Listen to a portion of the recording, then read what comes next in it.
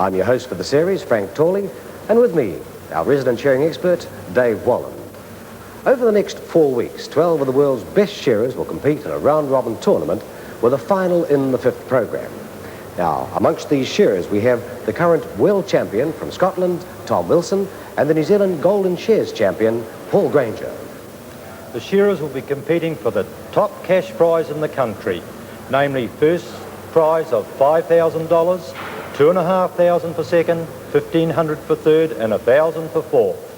Plus this handsome trophy, specially commissioned for the contest from carver Brian Berry. Remember, each of these competitors is a success in his own right, and he has a skilled professional with the endurance of a top marathon runner. Each week, they'll be shearing a different type of wool. For example, this week, it's long wool Romneys, so that every shearer will have 4 chances to make that grand final, each being tested on 4 different types of wool. There is a world of difference in shearing full-wooled sheep and, let's say, lambs or merinos. The shearer's strengths will come out over the next 4 weeks, and we will see the top man come through on these strengths. The scoring system is quite simple. We're looking for the cleanest and fastest shearer. Penalty points are scored against each shearer for time elapsed, 1 point for every 10 seconds, board or inside penalties for the shearer's performance on the stand, and pen and outside penalty points judged on the condition of the finished sheep. All the scores are fed into our computer and displayed like this. Time, board and pen penalties all calculated to give a total of penalty points. So the 4 finalists with the shearers with the lowest points after 4 weeks. Right, that's the scoring system. Now let's meet our competitors in round 1. And on stand number 1, we have Colin King. Colin's the world's greatest left-hand shearer, winner of the Golden Shears Open Championship in 1982, and winner of the Shearing Championship in Europe in 1984, and finally winner of the World Team Championship with John Fagan also in the same year. On stand number 2, Ricky Pivac. Winner of the New Zealand Lamb Shearing Championship, captain of the New Zealand shearing team in 1984. He is recognised as an exceptionally fast shearer. He was the runner-up in the Golden Shears Open Championship in 1983. Paul Granger on stand number 3. He's the winner of the 1985 Golden Shears Open Championship, the New Zealand Young Farmers Champion in 1985, and a member of the New Zealand team in England in that same year. And on stand 4, Martin Nartaki. Married with 5 children and 4 grandchildren. Winner of the Golden Shears Open Championship in 1979, 6 times finalist Golden Shears Open. Second World Championship in 1980. Now, let's go to round 1 of the long wool.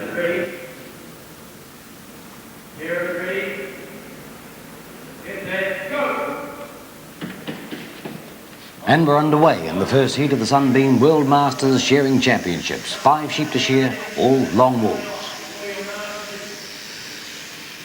Here on stand 1 we have Colin King, Ricky Pivac on stand 2, Paul Granger on stand 3 and Martin Nartaki on stand 4. Our left-hander. Ricky Pivac comes up the neck. Long wool sheep these, they've got to break the neck open. It was Paul Granger. Colin King dropping down into the long blow. A little bit of a lead on the field, about a blow in front. And even a blow at this stage is critical, Dave?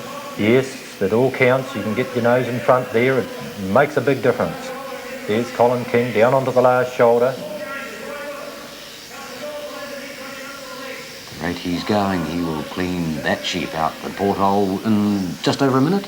Well, round about the minute mark, I would say. They won't be very much slower than that. Paul Granger's the first one to go. Paul Granger first off. Yes, very good last side, Paul. Comes down there very fast. There's Colin King out with the second one. Ricky Pivac's got the second one on the board. Very little between them at this stage. Martin Nartaki, our granddad. Yes, and very competent shearer. Well, there we see the judges outside. They're looking at the finished product. Anything left on the sheep, you notice them down there counting flat out. Martin Nartaki again, over the tail.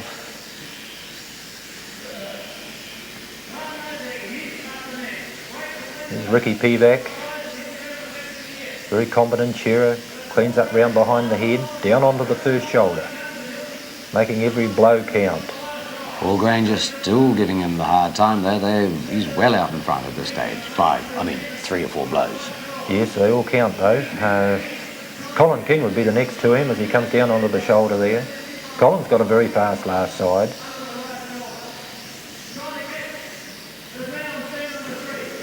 Big sweeping blows.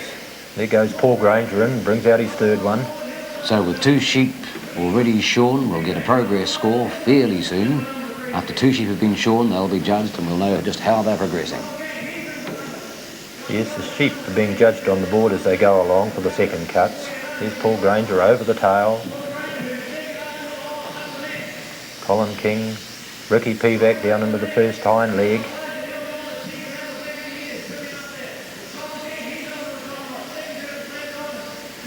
There's Ricky coming up the neck.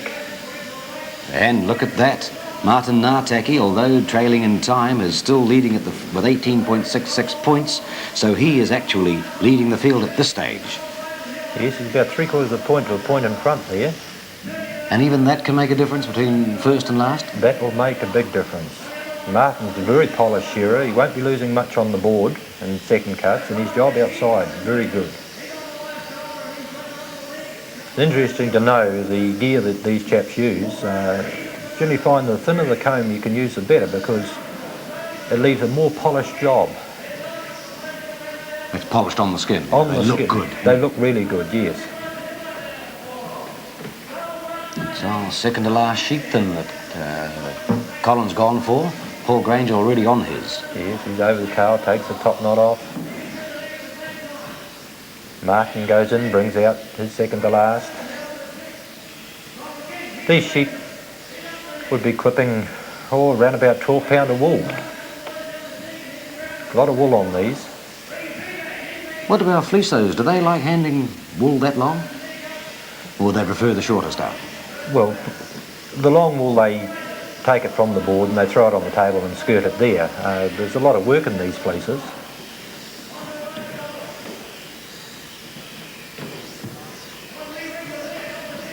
Martin Nartaki dropping down in the long blow. They'll be keeping an eye on each other now with only 1 sheep to go. Colin King got 4 blows off his last sheep. There's Ricky Pivac, he's starting to pour it on now. Down that last side he comes. Martin's keeping the job right as he comes down onto the shoulder. Notice the way the fleeces hold together. The long wool, 12 months wool. Colin King onto his last sheep then. How's Paul Granger looking? Is he gone for his as well? There wouldn't be much between them. There goes Martin Nartaki. What Paul Granger's up the neck, Colin King's right there with him as they come up the neck, round behind the head. Every blow counts. They fill the comb up. The comb's about 3 3/4 inches wide approximately.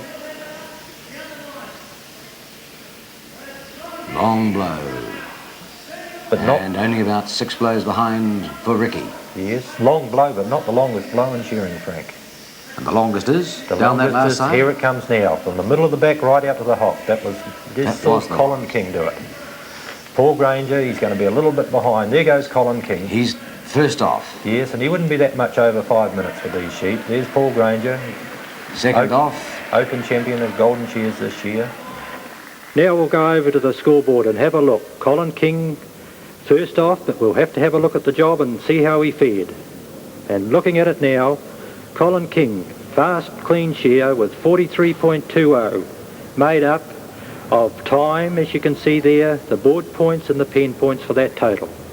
Martin Nartaki, even though he was last to finish, come through in 44.92, a very good job, followed by Paul Granger with 45.91 and Ricky Pivac with 48.72. Tom Brown, Golden Shears champion 1976 and now judge. In more detail, could you tell us what these 5 guys are doing here on the front of the board? Well, on the board, the judges are really, all they're looking for is second cuts of the wool. And that's when the shearer's handpiece or comb comes up off the skin and he goes back and cuts the wool off again. What difference does that make, though? The wool's still coming off. Well, the sheep has taken 12 months to grow 5 inches of wool, and the shearer comes along and cuts it in half or into bits in a matter of a few seconds, and you've now got 4 inches of wool, and another piece 1 inch was no good for the wool trade at all. And also it lowers the value of that wool too, I suppose. Oh yes, yeah, by a lot, yeah. And Tom Bro, thanks very much. Now let's meet our competitors in round 2. On stand 1, Roger Cox. Stand 2, Alan Donaldson. John Fagan on stand 3. And Jack Dowd on stand 4. Ready? Cheers already. Get set, go! The second heat of the long wool. Roger Cox there on stand 1, taking the belly off. 3 times open winner, Golden Shears Roger. A very classy field again though, Dave. Oh, very classy. We've got Alan Donaldson there, former winner of Golden Shears. John Fagan, who we see now, he won the Golden Shears 2 years ago. And Jack Dowd, one of the top competitive shearers in the country there on stand 4. Alan Donaldson would have been one of the youngest at the time to win a Open Golden Shears. Again, beautiful shearing sheep. Do the shearers actually select the best? Can they look at them and eye appraisal and say, that's going to be a good shearing sheep? Yes, they go in and they have a look at their sheep beforehand and pick out what order they want them. There's Jack Dowd, down onto the shoulder. Very fast shearer, Jack. He has set world records on both lambs and ewes. Alan Donaldson, down the last side. Nothing between them at all. Two John, switching off just about simultaneously. That's John Fagan and Jack Dowd, both going in together. Alan Donaldson not too far away. Roger Cox.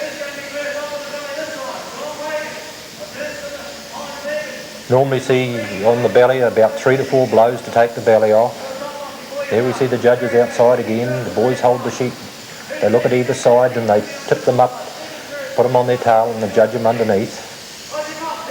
Beautifully shorn, that sheep. That's Roger Cox's.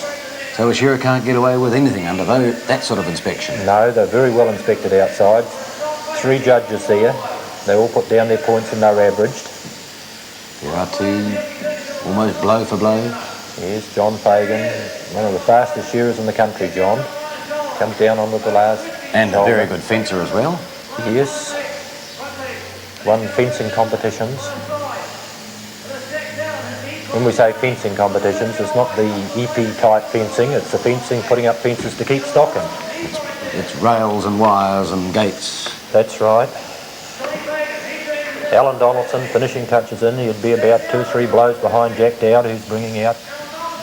On to their third sheep already, and looks just as fast as the last round. Yes, Roger Cox sitting back there, but no doubt the job will be pretty good with Roger. There's John Fagan over the tail. He's on his third as well, so there's only a few seconds between these 4 shearers. Yes, and now we see the scores come up there, and Roger Cox has got a very good inside job, and the outside job's pretty good too. He's at 19.13 at the moment. Very closely followed by the others there. Alan Donaldson was actually just a little bit in front. There's only fractions of a point between them though.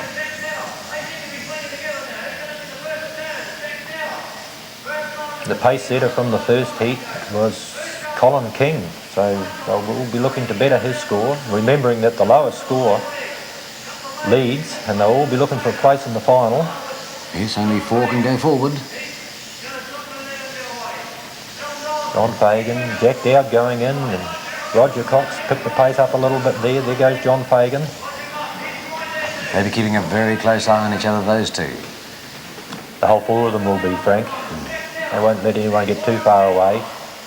10 seconds a point for time. Every time you're 10 seconds away from the next one, that's 1 point.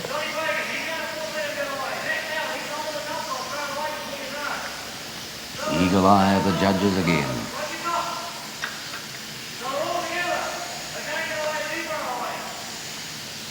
These shearers, all concentration there as they take the wool off.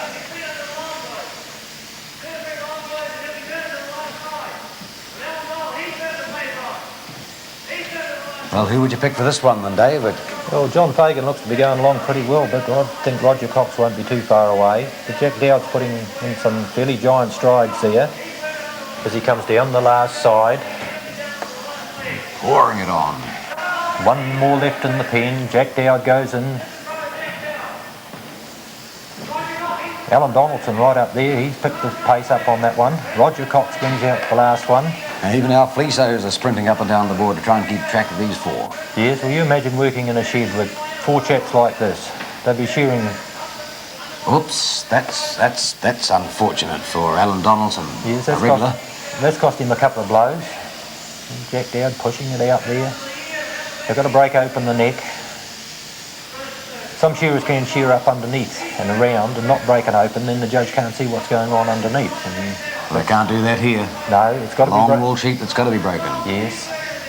Lovely action. You notice that they're not pulling the sheep around. And down the last side for most of them.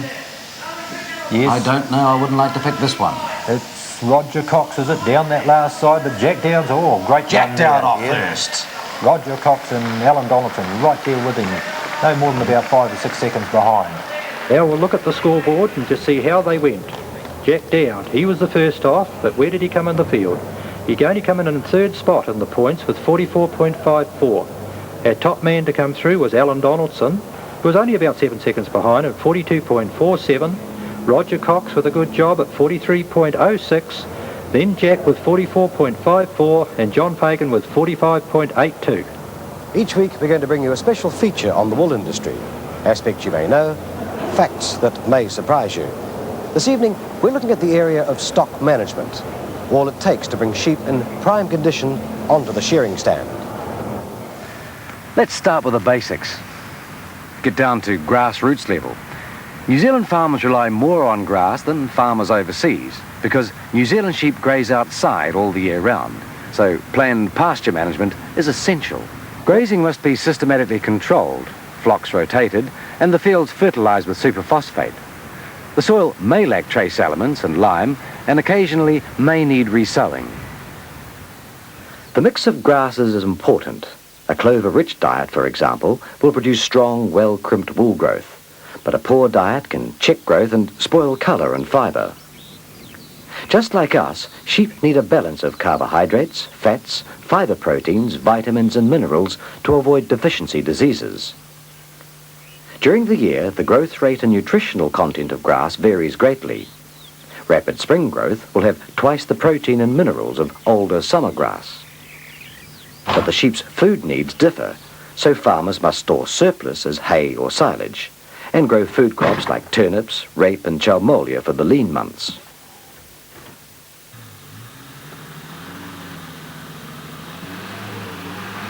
Growing food crops is just one part of the farmer's year, which shapes up like this. January and February, summer months. The flock are on a maintenance feed, enough to hold their condition. Lambs are regularly drenched against the parasites, which are worst at this time of the year. Meat lambs are being drafted off to the freezing works, while lambs being held on the farm are shorn.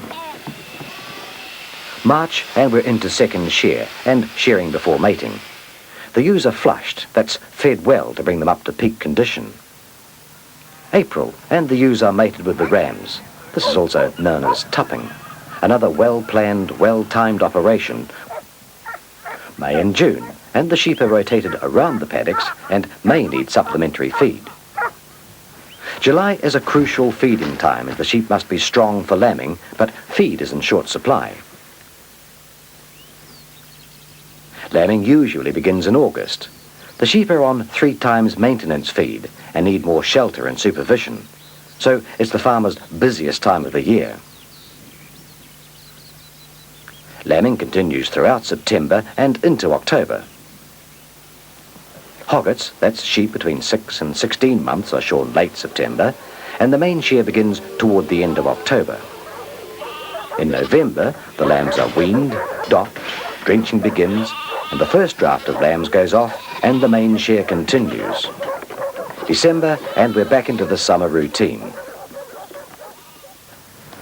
Of course, these dates are very general. Soil, climate and topography vary so widely that really each farm has its own system. A low-country intensive finishing farm might run up to 14 ewes to the acre. Typical hill country might support 2 or 3 sheep to the acre. whereas real South Island high country farming, governed by the snowfalls, may need several acres to the sheep. Up here, blade shearing is actually regaining lost ground. The extra wool left on the sheep by the hand shears could mean the difference between life and death. Blade shearing's an art of its own, setting up the blades, mastering the action. It seems a lot more gentle than machine shearing, but a top blade shearer like Peter Burnett can still clip a fully fleeced merino in around 2 or 3 minutes.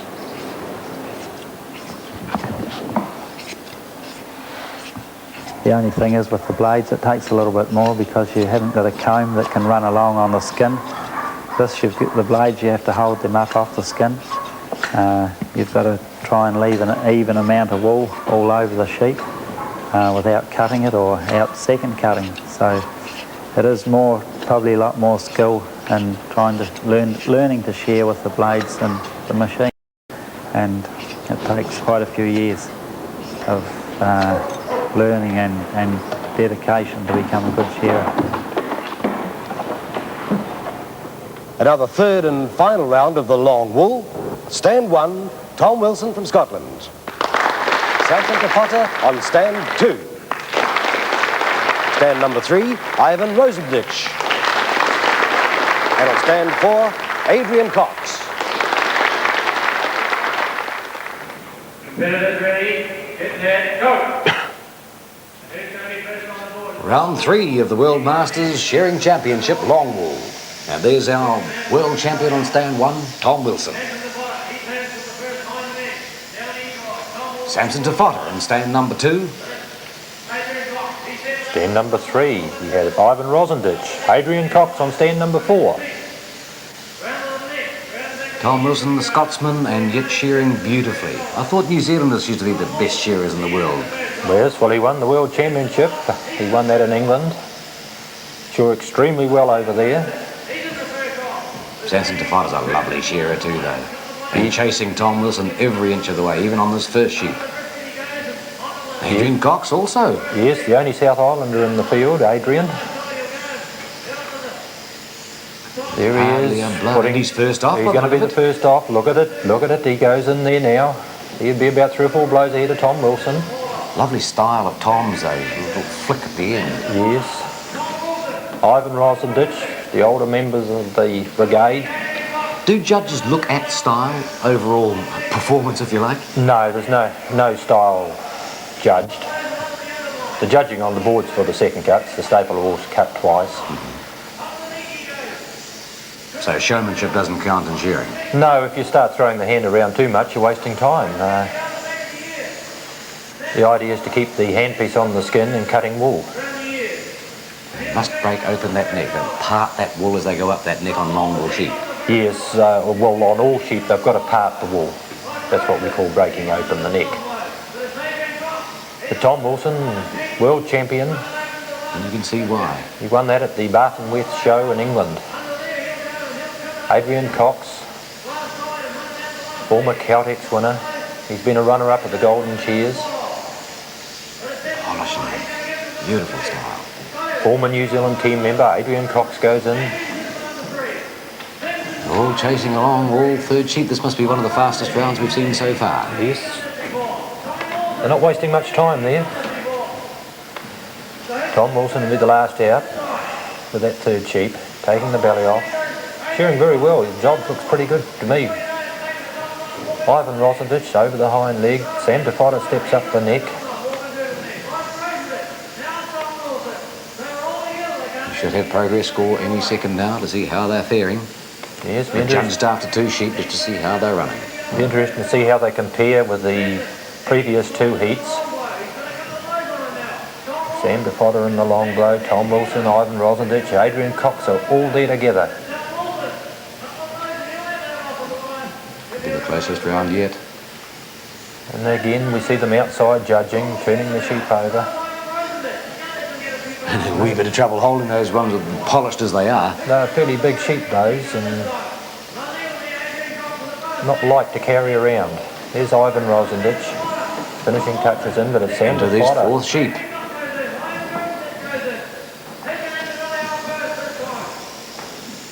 Yes, and We see after 2 sheep that Tom Wilson has actually come through with a very good score. He's actually leading the field at the moment, fairly closely followed by Sam DeFotter and Ivan Rosendich and Adrian Cox in that order. And Tom Wilson at the same stage as the other 2 heats is actually leading overall.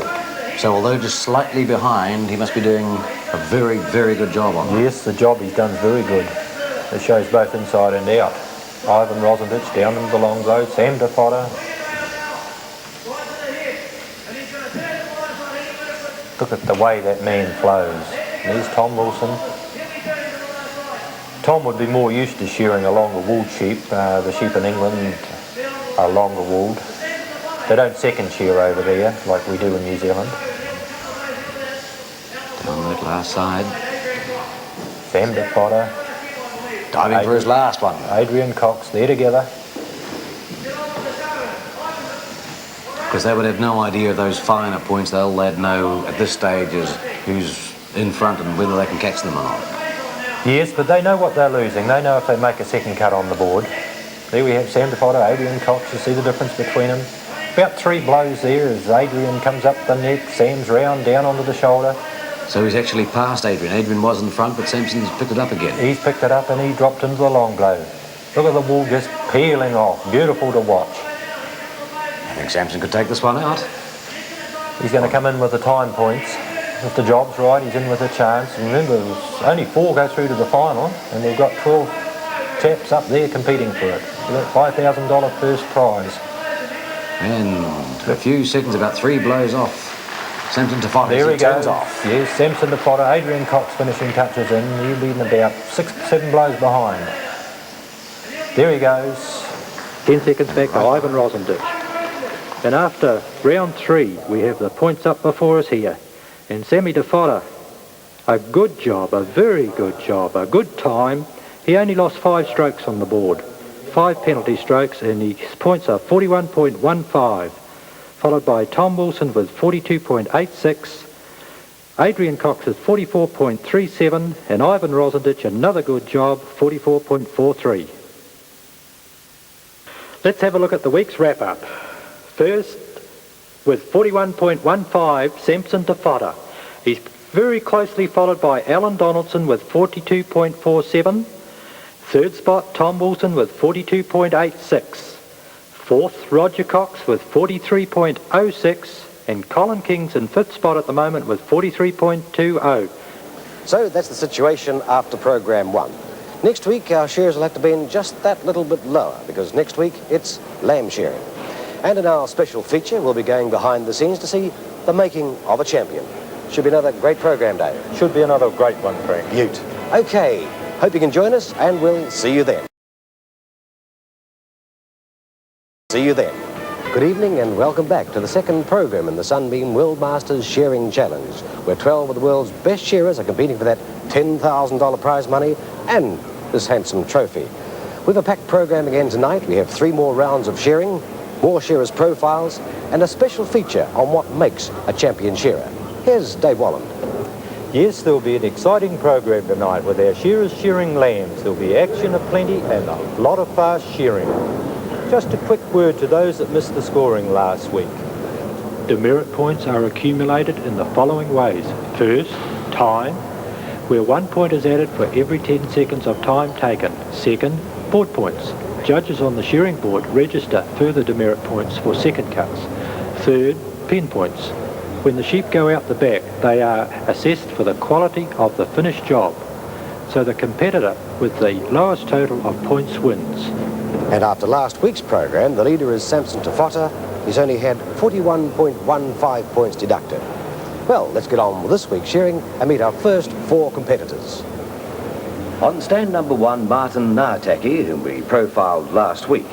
On stand 2, John Fagan from Pew Pew, winner of the Golden Shears Open in 1984, second in the World Championships at Shepton Mallet in England in the same year, and winner of the World Team Championship with Colin King, also in 1984. John's also the winner of the New Zealand Fencing Championship and has the best tally with lambs of 804. On stand 3, all the way from Scotland, we have Tom Wilson. Tom was the winner of the World Championship in 1984, 3 times Scottish champion, and the British Isles Shearer of the Year in 1981. Our only South Island contestant's on stand 4. He's Adrian Cox and comes from Timaru. 2 times winner of the New Zealand All Breeds title, runner-up the Australian Golden Shears Open in 1982, and winner of the New Zealand Fine Wool title in 1984. Now let's go to the first round in the Donald's Lamb Shear. First heat underway. In the Lamb Shear, 6 sheep to shear and 4 top shearers. Stand 1, Martin Narteki, John Fagan on stand 2, Tom Wilson on stand 3 and Adrian Cox on stand 4. 6 lambs to shear, Martin Narteki goes over the tail, John Fagan steps up the neck. Tom Wilson is looking in great shape. He's got a chance. He wants to be in that top 4. Yes, he's currently lying third after the long wool. Not much between them here. John Fagan's the man will be looking for the pace here, I would think. Massive number of sheep must be needed for a contest like this, though. Yes, a lot of sheep used in this contest, in any contest. You know, you're looking in the hundreds. And they've got to be of the right quality and calibre too, I guess. In fact, There we are. There we can see some of the sheep that were being inspected by, that's Ricky Pivac in there. Yes, he's looking over his sheep to see whether they're up to what he says is his standard. And shearers can reject them if they feel that they're not quite right? Yes, they can reject them. They've got to go to the referee, and the referee will tell them, yes, you can, or no, you can't. But they're back on the board, though. John Fagan still going like a bullet. Yes, that man's shorn over 800 lambs in a 9-hour day. That's a lot of sheep, in fact, of 9. I'm just trying to work that out. That's what, just over a minute a sheep? Well, that's under a minute Under a a sheep. minute I think you're getting down around about the 40-second mark per sheep. It's over 9 hours. Adrian Cox. Lovely style, so with John Fagan. That flick with the handpiece. Yes, we look at these chaps here. They're shearing 6 lambs, and they'll shear them in under 6 minutes. But they shear like that in the shed every day, and they work 9-hour days. That's 540 minutes. Third lamb for John Fagan. Third lamb for Tom Wilson. Oops, lost a second there, though. Just a wee bit of a kick.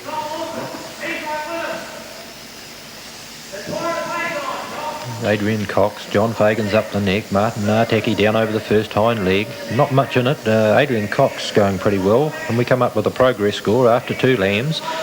And we see that Martin Narteki, although a little bit behind, he's come up with a good job, 15.05. It's exactly what he did in the long wool too, wasn't it? Yes. Just a little bit slower, but making a beautiful job.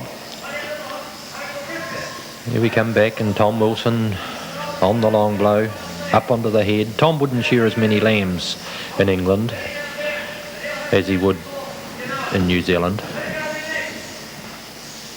Fourth sheep, fourth lamb. 2 more after that one. Again, the different technique from the fleesos this time. Yes, the wool's sorted on the board. As it comes off the sheep, it's sorted. Lamb's wool falls apart. Beautiful wool lamb's wool, used in the finer garments. Martin Narteki, the grandfather of the field, a little bit of a shuffle if he brings out that lamb. There's John Fagan dropping down into the long blow. Tom Wilson also lugging away at them. Adrian Cox is not too far away. He's in with a chance. The only South Islander in the field. There's John Fagan. Lambs to be his strong point, although he's shorn a world record on ewes too. He's shorn 643 ewes in a 9-hour day. There he goes, John. He's trying to make it up. He's really going for the doctor. Yes, he's got to make up a little bit on the lambs because he was back a wee bit on the ewes. Adrian Cox, he's right there with him. He's going to put in a fast one here. He's got a nice little lamb there. There goes Martin Narteki. Fifth lamb. Tom Wilson brings out, tailing the field a little bit. The lamb, the sheep, all of them sit so comfortably. Occasional little kick, but they look so relaxed. Yes. The lambs, that is, not the shearers. Yes, no, you hold the lamb right, it won't kick. Although you do get ones that get a little bit niggly. It is John Fagan, Adrian Cox, not much between them. Tom Wilson into the long blow.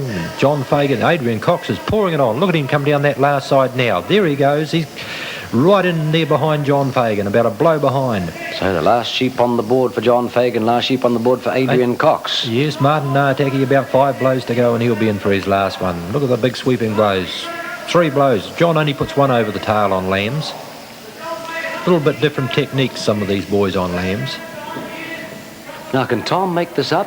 He seems to be at least 1 point behind on time. Well, at the moment, Tom would be about 2 points behind on time looking at that. He'd be a good 20 seconds behind, and that's 2 points. That's it. We're judging again close outside. inspection. They're beautifully shorn, those lambs, and there's John Fagan down onto that shoulder. Very fast last side on lambs. Comes under the shot. But Adrian look Cox, at Adrian Cox. He's motoring, and he's going to pick John Fagan at the post, I think, for time. Yes, Adrian Cox, about a second ahead of John Fagan. What a great finish Adrian put up. He's all smiles too. Now, let's have a look at our scoreboard. Over first there was Adrian Cox with 43.26. He was our first man off. John Fagan, who was second off, he come through with 45.73. Tom Wilson was actually the third off on speed, but his points are 46.23. And just waiting for the points for the last man off, who was 20 seconds behind, Martin Nartaki. They're coming to us now. And what a fantastic job this man's made. Twice as good as anyone outside, and he's hit the front and the lambs with 40.95. So Dave, despite coming last, he still managed to hit the front. That's quality, I suppose. Yes, that's the quality, and that man's quality is something extra. Dave Fagan, you're our reserve for this contest and a champion in your own right. Why does Martin, what is in Martin's technique that manages to allow him to do such a beautiful job of the sheep? I think it's just years of experience and dedication to the job. Okay, when it comes to an event like this, where each week the shearers have to change from one breed of sheep and type of wool to the next, is that tough on the shearers? It perhaps is tough on the run-of-the-mill shearer that is not quite experienced, but I think when you get in this class, you're expected to be able to handle it, and if you can't, you shouldn't be up there. Dave Fagan, thanks very much indeed. Now let's go into the second round with Dave Walland. We are now ready for round 2 of the lamb shear. Here are the competitors. On stand 1, we have Paul Granger, who was profiled last week. On stand 2, we have Roger Cox from Hara, winner of the first World Championship in Bath and West, England in 1977. Roger is 3 times winner of the Golden Shears Open Championship. He has 2 test appearances for New Zealand versus Australia.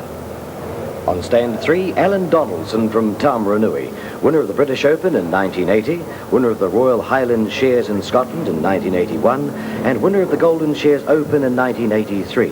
He was the youngest winner then at 24, and he's also been in the New Zealand team through 1983 to 1985. On stand 4, we have Ivan Rosendich from Puhoi.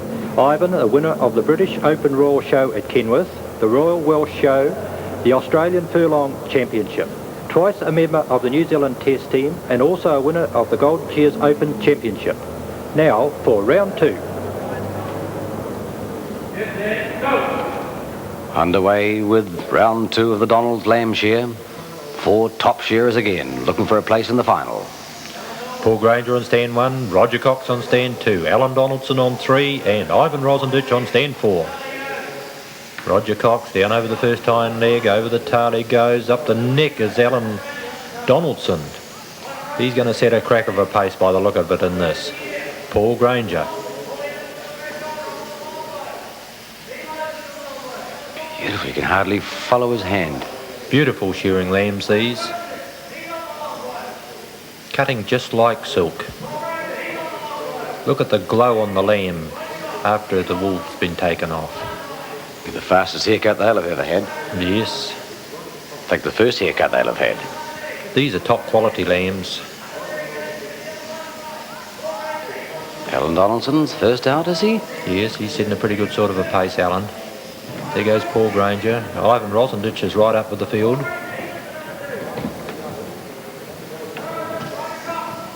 It must be important to get those sheep positioned from the start, to get them comfortable before you do. Yes, you notice when they bring the belly. When they bring them out, they don't plonk them on the tailbone. They sit them on the cheek. They have the sheep relaxed. Sheep will only start kicking and struggling if, one, your gear's not cutting properly, and also if you sit it on its bones. Gets uncomfortable and lets the shearer know all about it. That's right, yes. So most of the way through their second lamb, 6 to shear. It'll be another fast heat, this one. And a fast heat for our fleesos as well. Yes, I've got to keep on the move to keep that wool sorted and get it out of the shearer's way. Here's Ivan Rosendich first in. There we see the girls putting the wool into the bin. This will go into the press there and be pressed. It's already sorted, because it's lamb's wool. Yes, sorted on the board. The seconds go into the fadges there at the back. So then Ivan Rosendich and Roger Cox, under the very close scrutiny of the judges. Not much between the field though. Only needs one kick, one wriggle, and a lot can happen in that time. Would you like to pick a winner at this stage? Of this heat? Of this heat, I don't know. Ivan Rosendich does a very good job. Roger Cox will be right up there. Not to leave out Alan Donaldson. And so far we see after 2 sheep, we have Alan Donaldson actually leading the field, only narrowly though. There's about 0.2, 0.3 of the points difference between the field. It's a closer heat than the last week. There goes Ivan Rosendich, Alan Donaldson right there with him, but up there Paul Granger's actually setting the pace here on stand 1 as he takes the belly off. On his 4th lamb, 6 to shear. 3 blows and down over the tail he goes. First hind leg, 1, 2, 3 blows there, 1 over the tail. There's Roger Cox. A little bit back on the field at the moment, but Roger's a very polished shearer. Roger stepping up the neck. You can see the difference there, how far apart they are. Not very much. Barely a point on time, I guess. Maybe 2 at the most. Yes, 10 seconds a point for time. So if the first man shore his sheep in 2 minutes, and you are 10 seconds past that, that's where the points come in. Roger Cox, down the last side. 3 times open winner at Golden Shears. The Golden Shears, the top event in New Zealand. Considered Stand 3 and 4, though, look as though they are going to be the close ones. And neck and neck. Ivan Rosendich, he's a former winner of the Golden Shears Open. Alan Donaldson steps up the neck. Roger Cox over the tail. Paul Granger, just a little bit in front at the moment as he drops down into the long blow. There's Roger, round down onto the shoulder. Alan Donaldson onto the last side. Ivan Rosendich. Must be blow for blow, those two. It's a real tussle. There's Ivan on. Oh, big second cut under the chin there from Ivan. Paul Granger, look at him going down that last side. Ivan Rosendich under the shoulder. Paul Granger, finishing touches in, and in he goes. He's hit the front there. He's got about a half a dozen blows on the field. Alan Donaldson. Paul will have the belly off as Alan starts up his handpiece, and Ivan brings out his sheep. Roger Cox, he poured in a fast one then. Yes, he's moved into 2nd place, and Ivan Rosendich now in 3rd place. Paul Granger. But that's only on time, Frank. That's right. Judges up there looking at the second cuts. Staple will cut twice. Outside for the finished product. Roger Cox dropping down into the long blow. Paul Granger, he's onto the last side. Down the last side he comes on his last sheep. He's under the shoulder. Alan Donaldson, but it's all Paul Granger. Overfilled his comb a little there and had to go back. Paul Granger, going to be the first off. There he goes. He would only be about 3 or 4 seconds ahead, maybe 5 seconds ahead of Alan Donaldson and Roger Cox and Ivan Rosendich, right there with them. And our first man off was Paul Granger, but I see he's in 3rd slot there with 45.44. Roger Cox actually's taken the lead in that round with 43.63. Alan Donaldson with 43.97, not much between them. Then we had Paul Granger and Ivan Rosendich come in with 46.41. Watching these rounds, you may be getting the idea that shearing's a demanding business. You don't know the half of it. Most of these shearers work a 9-hour day, but any professional shearer has to be super fit and tough, both mentally and physically. But what makes a champion? What gives one professional an edge of skill, speed and endurance? In this evening's special feature, we're looking at championship shearing, and one champion in particular, the great Snow Quinn. Home for Brian Quinn is Alexandra, away down south in central Otago. It's a quiet town, still dreaming of the wild gold rush days, though these days farmers and orchardists bring Alex a more peaceful prosperity. In this ruggedly beautiful country, Brian runs his shearing contracting business and farms a block of land with his partner. Brian, usually known as Snow, is the quiet, modest type. Talking to him, you'd never guess he's one of the world's all-time best shearers, but his friends will soon tell you about Snow's achievements. Give a chance to get him off the works. It's pretty difficult to describe a man with so much ability and so much guts. He's got all the ability in the world, but he's also got the guts that goes with it. You got a long day, say 8 or 9 hours shearing. He's got the ability to work consistently fast for that time, and not just one day, he can do it day after day after day.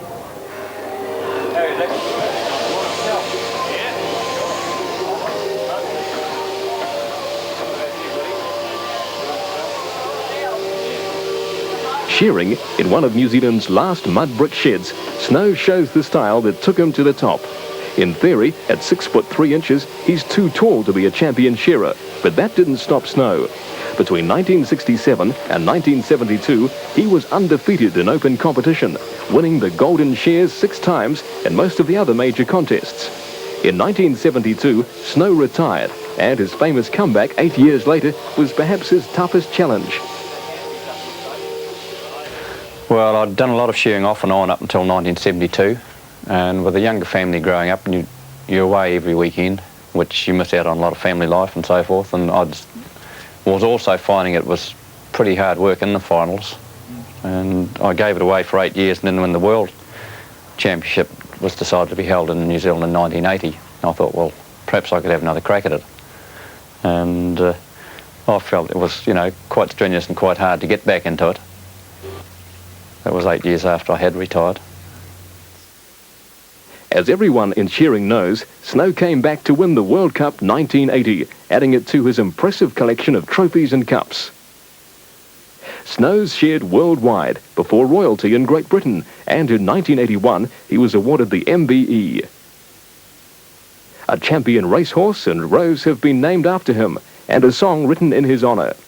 But staying in form isn't easy, particularly as a shearer gets into his 30s. When you're young and you're fit, it's not hard to train and reach your peak, but after you've been away from the game for so long, and you've got to start in September, and you've also got to reach your peak in September, and another one in October, and then you come up to the Golden Shears in February, which prior to you had to also be fit there because you had top competitors against you.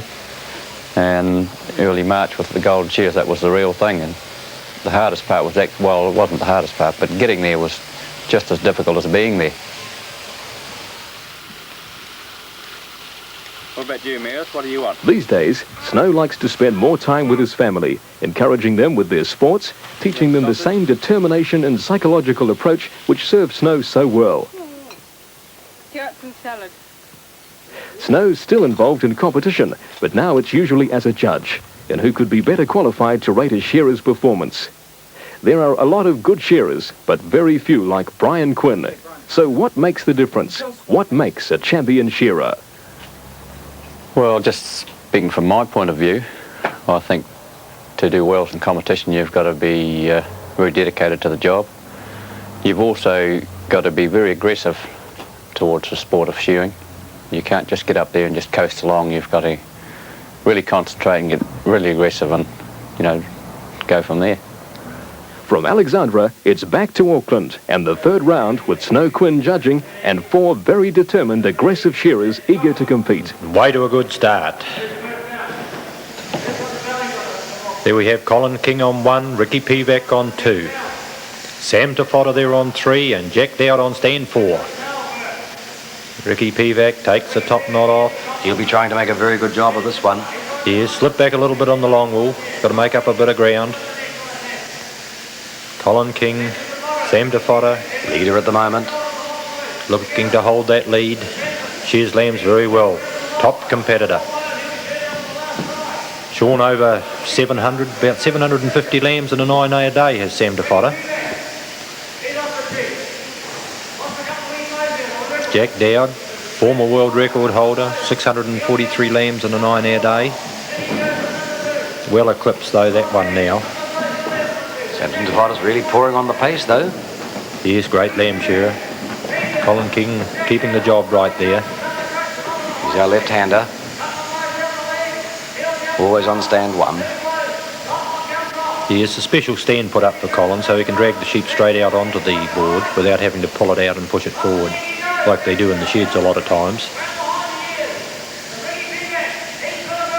Beautiful wool, this lamb's wool.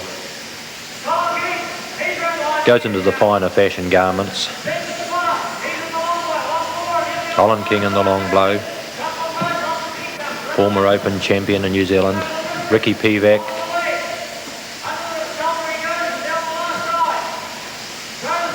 Beautiful, beautiful shearing.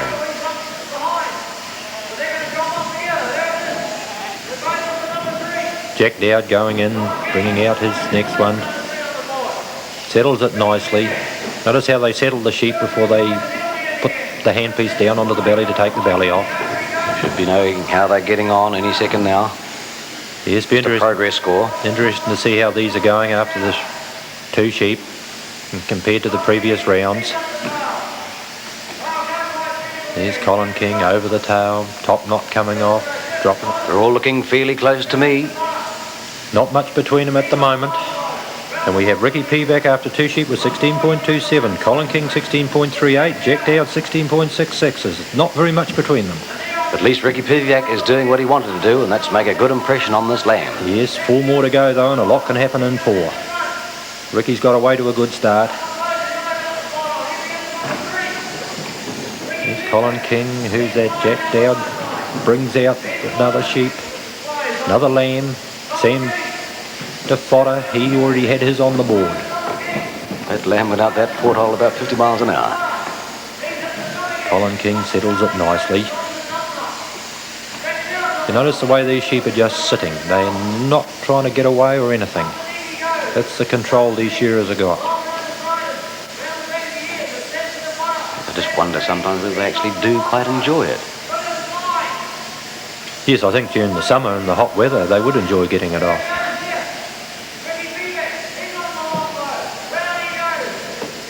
Going back there for a second cut. That's a point against.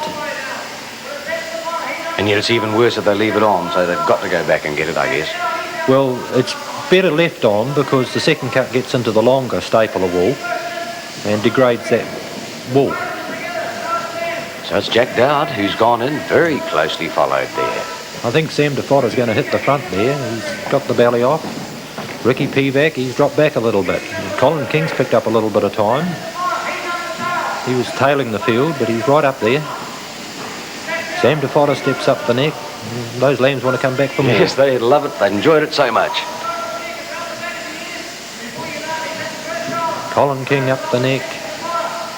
That's how they break open the neck there. Push the wool away. And still the sheep wants to come back. Jack Dowd onto the last side. He's about 2 blows behind Sam DeFotter there. Colin King up onto the last side.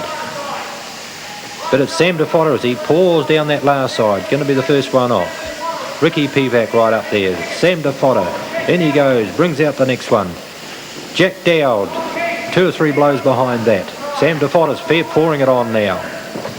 Colin King's really lifted the pace too. He's lifted the pace, and this would be their last one. Sam DeFotter over the tail, steps up the neck. Notice how these shearers are working all the way. As they're taking the top knot off, they're moving the sheep up into pace. Must run within fractions of an inch from their own hands as they flash pie with that handpiece. Yes, the left hand, that's it does more work than the other right hand, really. But down the last side, though? It's clearing the way, it's holding the skin taut. Is it Samson? Samson DeFotter, look at him. Flying down that last side. He's about 5 blows ahead of Jack Dowd, is he? Yes, there he goes. Jack Dowd.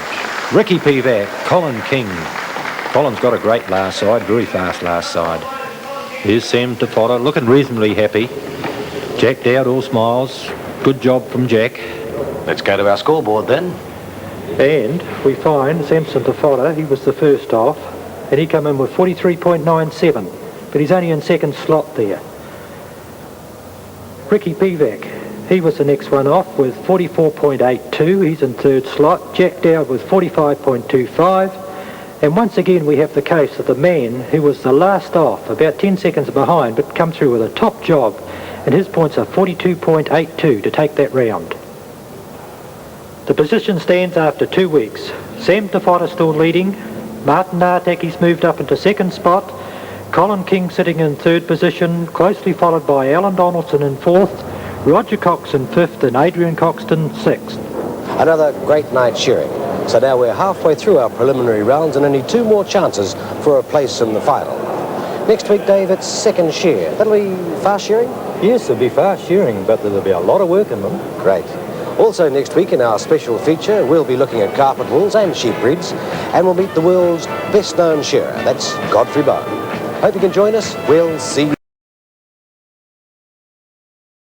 Good evening and welcome to the third program in the Sunbeam World Masters Shearing Challenge, and a chance for our 12 champions to qualify for the final, and for the chance of that $10,000 total prize money, $5,000 for the winner.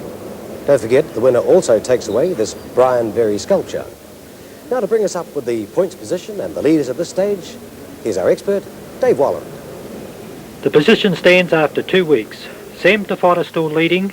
Martin Artaki's moved up into second spot. Colin King sitting in third position, closely followed by Alan Donaldson in fourth, Roger Cox in fifth, and Adrian Coxton sixth. 2 more weeks to qualify for that grand final. Let's now meet our 4 competitors in the UEB Wool Group second shear, first heat. On stand number 1, Colin King. On stand 2, Alan Donaldson. On stand number 3, Samson DeFotter. Samson's from Gisborne, the winner of the Caltex National in 1982, 3 times winner of the New Zealand Fine Wool Championship, 4 times world lamb shearing record holder, and has been 5 times in the New Zealand shearing team. Stand number 4, Tom Wilson. Now let's go to the first round of the UEB Wool Group second shear. And away to a good start. First sheep on the board. 5 sheep to shear in this round. Colin King on stand 1, Alan Donaldson on stand 2. Stand 3 we have Sam DeFotter and the Scotsman Tom Wilson on stand 4. Current world champion. Sam DeFotter the first to step up the neck there. Here's Colin King. He'll enjoy these. Shears a lot of second shear, Colin, in the area he shears in. Now, how much wool would these sheep have on them, Dave? These would be clipping possibly pretty close to 8 to 9 pound, I would think. Maybe even close to the 10 pound, but say about 8 pound. And it would have been, what, 6-7 months ago since they were shorn last? Yes, that's right. Alan Donaldson, he would shear a lot of second shear too. Samson DeFotter almost the first one out the porthole. There it goes. Pouring on a fair bit of pace at the moment. Samson, he's got away to a good start. Left-handed, well back on the rump. Save the sheep from kicking. Colin King, Alan Donaldson, Tom Wilson, a little bit back. He wouldn't shear as many second shear. Of course, the pressure must be on these shearers now. They realise their positions and they realise they've got to make a very good job to get into that final. Yes. Tom was lying third after long wool, but he slipped back a little bit on the lambs. Colin shearing beautifully there as he drops into the long blow. Alan Donaldson slipping back a little bit on these. All these boys... Samson DeFotter, look at the pace that he's got on there.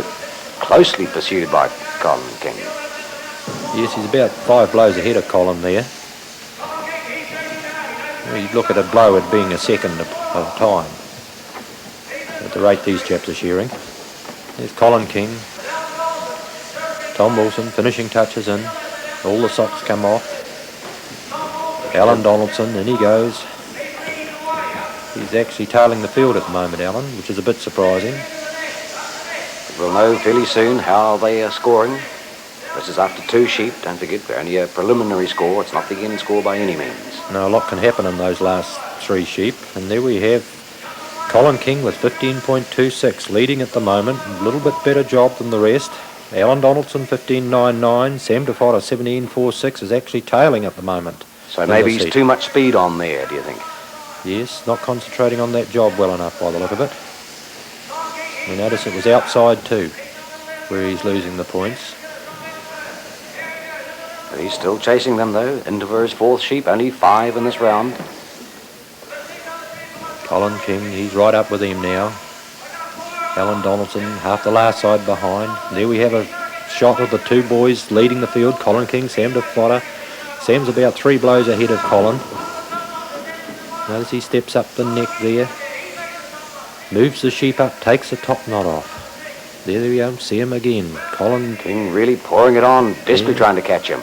Sam DeFotter, notice the way that sheep has just moved around carefully. There's no push put on the sheep to make it kick. Notice how the shearer brings the head up and turns the nose up. That helps the sheep. It doesn't kick when it's held like that, but if you let the head get down when you got it between the legs and get it starts hanging to the ground, the sheep will start kicking. Into his last sheep now then is Samson DeFotter. And so is Colin King. It's going to be a great old tussle to the end. Colin King's about 2 blows behind Sam DeFotter. There's not going to be much in it. Tom Wilson we see coming up onto the last side. But there's Colin King down over the first hind leg as Sam DeFotter takes the top knot off. Up the neck he comes. You notice with the second shear that the wool falls apart. The wool's done on the board again, as for lambs. As the wool come off, the shed hen is actually skirting it there. So who's it going to be in this one? It's Sam DeFotter. He's cleared out of it. Side. Alan Donaldson, he's only just...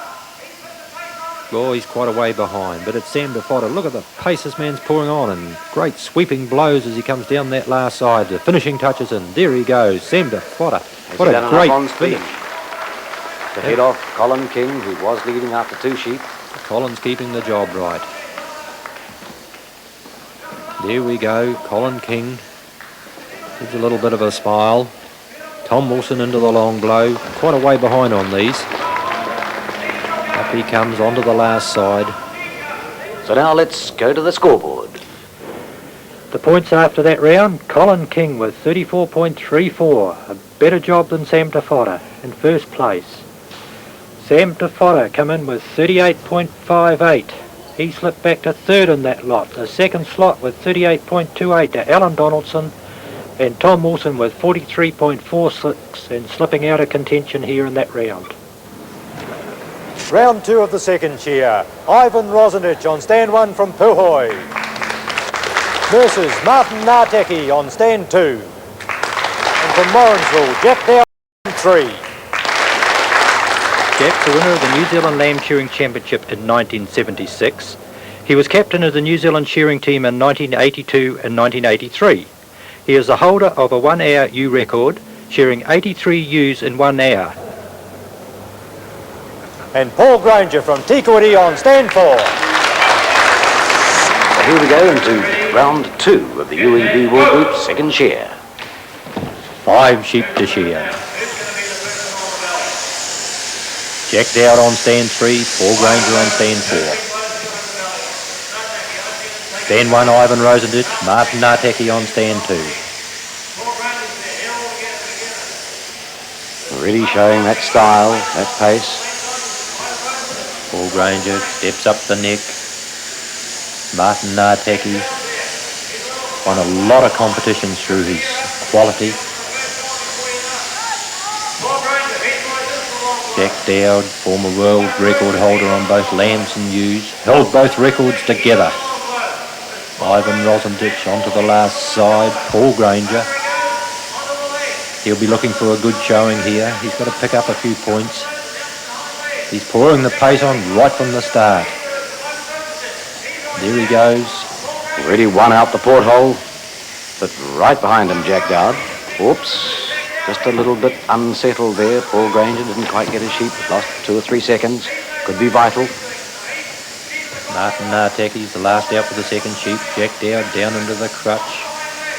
Everything's got to come off. They've got to take the socks off. The socks are where they should be, on the lower end of the leg. There's Paul Granger at the moment, stepping up the neck. Jack Dowd's right there with him, though. These boys would shear 50 and 60,000 sheep a year. It's a lot of sheep. And they look fit, and they must be fit to shear that number. Well, at that pace. They've got to be fit, because they shear like this in the shed every day. A lucrative pastime, or not? It is, but there's a lot of hours and a lot of work go into it. You work for every dollar, you mean? Yes, they work for every dollar they get. They work for every sheep they get. Jack Dowd, third sheep. Jack will be looking to make up a bit of time and then score a few points here. He's down the field a wee bit at the moment. Ivan Rosendich. We should know any second how they're progressing. This is the points after 2 sheep. 5 in the whole group, though. Just to see how they've gone compared to that first heat. Martin. And we have Martin Narteki with 15.73. Jack Dowd and Paul Granger both with 16.39. Ivan Rosendich was 16.53. Martin Narteki's job, seeing him to the fore. He's only lost 2 strokes on those first 2 sheep. And the other 3 very close together. In fact, I guess there's only about 3/4 of a point, first to last. So it's still anybody. That's after only 2 sheep. Yes, Martin's quality bringing him to the fore here. There goes Paul Granger. He's setting the pace at the moment with Jack Dowd. They're both neck and neck at the moment. Second to last sheep, 5 to shear. And you see the judges outside there. Every one of them get to look at every sheep. They're rotating all the time, I take it? Yes, the 3 judges there, and they judge every sheep, the whole 3 of them. Their points are added together, divided by the number of judges, and then they're divided by the number of sheep that are shorn to give the final points. To be a mathematician as well as a shearer. Paul Granger really pouring it on. Only 1 sheep to go. Yes, he's opened up a break in the field here now. He's 5 or 6 blows ahead of Jack Dowd. Paul Granger's been shearing exceptionally well this year. As we saw, he went through and he won the Golden Shears Open Championship, the premier event in New Zealand. There he goes. Does it matter which position they are on the stand? Does that have any bearing on how they like to shear? Well, it is helpful to be in the middle 2 stands there. He's not as far away and you can see both sides you very easily. But for shearers of this calibre, I guess it wouldn't make all that much difference. No, when you're shearing like this, you've got to just get up there and go. You shear up there as though you're going for a world record all the time in a competition, and especially an open competition. There's Paul Granger, onto the long blow. Under the eye. Down the last side he comes, Jack Dowd. He's in the long blow. He's not going to get near Paul on this one, though. Paul's shearing extremely well. Jack Dowd comes onto the last side. The other 2 are just dropping down into the long blow. But there goes Paul Granger, finishing touches in, switches off. You notice they switch the button off first. Pull the handpiece afterwards. Yes. Jack Dowd coming in now. There he goes. And about the last side behind, we've got the other 2, Martin Narteki and Ivan Rosendich. So Paul Granger obviously going for time to see if he can make that final. Yes, he has to make up a little bit. He's down the field to start with, and he's slowly moving his way up the field. And just finishing, Martin Narteki. Now let's go to that board. And Paul Granger with 37.68. Jack Dowd with 39.20, Ivan Rosendich with 40.99, and Martin Narteki with 39.89. Paul Granger, speed and quality together and come through on top on that round. The most famous shearer of all, and probably the father of modern shearing, Godfrey Byrne. Godfrey, we're in our 3rd week. What do you think of the contest? I think it's a great contest, and starting to emerge is my favourites for the final. Some of these top masters are now getting their confidence, getting into their rhythm, and we're seeing some outstanding shearing. I thought your first week they were a little bit nervous and under tension, and I think you got at them a bit, but now they're starting to get into their job and they're looking great. How big a test, or is that a true test of their skill in these various breeds of sheep they're using? Yes, I think you've covered it very well. I think any master shearer today would probably shear equal numbers of long wool and second shear Romneys. He'd shear many thousands of lambs, and if he wanted to travel and look over the hill, he'd go to the South Island and shear some Corriedales. So you've got a good coverage in the breeds. And the wool that's coming off, just what is it used for? Well, mostly the Romney wool will go into all the heavy wool trade, base carpet filler, but into blankets and tweeds and heavy coating. Your lamb's wool goes into the very soft knit wools, beautiful soft wool, that lamb's wool, and your Corriedales into your fine suiting. All that nice ladies' fine suiting is the home of the Corriedale wool. And what about other breeds of sheep in New Zealand? We've got a representation here, but there are far more breeds of that in the country, aren't there? Oh, we've got 19 breeds, and it's a great privilege for us to show them every day to, a couple of thousand people in the Agrodome, and they all do a great job in our country. The Agrodome is a must for any tourist visiting Rotorua. The daily shows are unique. There's probably nowhere else in the world where you'd see this variety of breeds all together under one roof, and where you could safely get this close to a big ram. The Agrodome's a great place to learn about the fascinating background of New Zealand breeds. The Merinos, New Zealand's first major breed, originally imported from Australia. By 1900, there were 14 million in New Zealand, but today they're down to 1 million in the South Island High Country. The Romney Marsh from Kent, introduced for wetter North Island conditions, became New Zealand's dominant breed with 29 million. When Sir Geoffrey Perrin crossed Romneys and Cheviots to produce the Perrindale, it was one of the first distinctly New Zealand breeds. The development of the Drysdale began in the 1930s with Dr. Francis Dry working with a team of scientists at Massey University. Their research into a mutant coarse wool gene resulted in the development of one of the world's finest carpet wool breeds. And the good work at Massey goes on. The students in the Animal Science Department receive a thorough grounding in sheep breeds, sheep farming systems, and the numerous factors affecting wool growth. Follicle development, fibre formations, staple forms are all par for the course as the students get to grips with the intricacies of wool. Look how much luster you can see in that yarn there. One routine test for students is grading the wool according to the coarseness of the fibre. First, they tease the sample with carding combs, carefully noting the weight before putting the wool into this machine, which determines its density to the micron.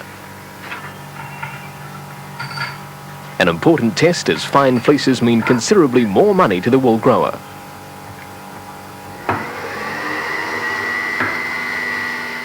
Involved in the Drysdale program and current research projects is Dr. George Wickham. Most of what we do here, of course, is associated with the improvement of the existing breeds. But there is a little bit of work which goes on which might eventually lead to the development of new breeds. As an example, we developed a small flock which we now refer to as Merpers. We think we could quite easily develop a new breed from these sheep if there was a case for a fine apparelled wool hill country sheep for North Island conditions. Right, well, this is one of our Drysdale ram hoggets. Not looking at his best, of course, in winter in a muddy paddock. The wool at this stage also isn't as coarse as it is through the rest of the year. Note the fact that the wool is relatively short because Drysdales have to be shorn at least twice a year. What you see there is the equivalent of 6 weeks growth on a Drysdale ram hogget. Most of our sheep produce wool which almost entirely goes into the carpet industry. The Romney Coopworth sheep, apart from the hogget and lamb wool, some of the hogget wool and the lamb wool, most of that will finish up in carpets. With Perrindales, most of the coarser Perrindale wool will finish up in carpets. the finer wool sheep produce the wool which is most suitable for clothing. So we see that with merinos, half-breds, cardels, with these breeds the wool finishes up in clothing, with the half-breds and cardels these days being mainly found in knitwear. There's a potential for some of our finer Perindales to have their wool used in the knitwear market. Some of our finer Romney Hogget wool finishes up in a knitwear market. But the carpet wool is the large market for most New Zealand wool. And here's the carpet, or the beginnings of one. The yarn's fed from a beam like a giant cotton reel into the tufting machine, where the needle bar sews the piled yarn into the backing. Bremworth also produce woven carpets using the traditional loom process, but tufting is 10 to 20 times faster and accounts for a large percentage of Bremworth's production.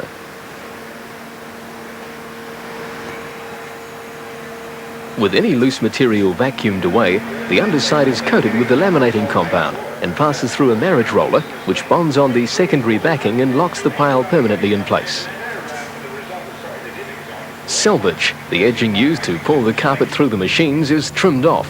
A final careful inspection and the carpet's ready to be rolled and dispatched. Carpet manufacturers have to keep up with the latest fashion designs as well as the latest technology. This complex hand-painted designs for a woven Axminster, carpet famous for its patterns and colours.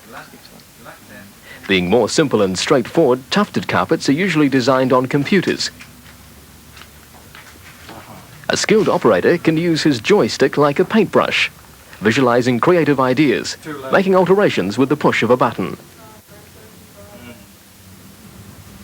And in the showroom, you can see the results of this modern carpet magic.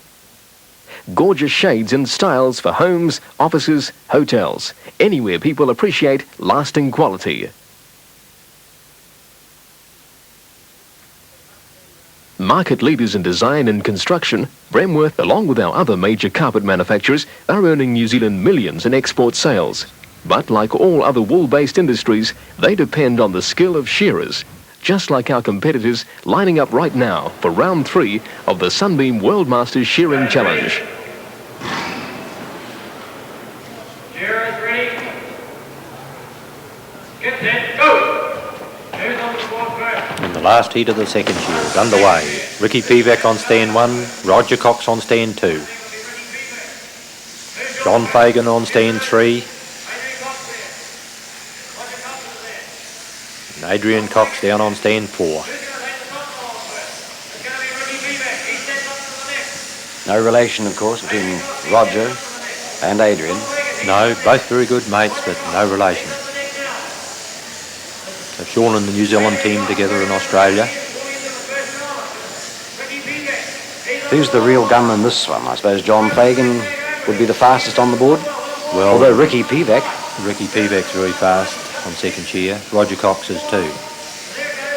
And Adrian's no slug either. This could be another close heat. Yes, I was picking it'd be a very fast heat. John Fagan's got a fair bit to make up. He just hasn't clicked here in the series so far. Nothing wrong with his speed, though. He and Adrian Cox finished pretty well together.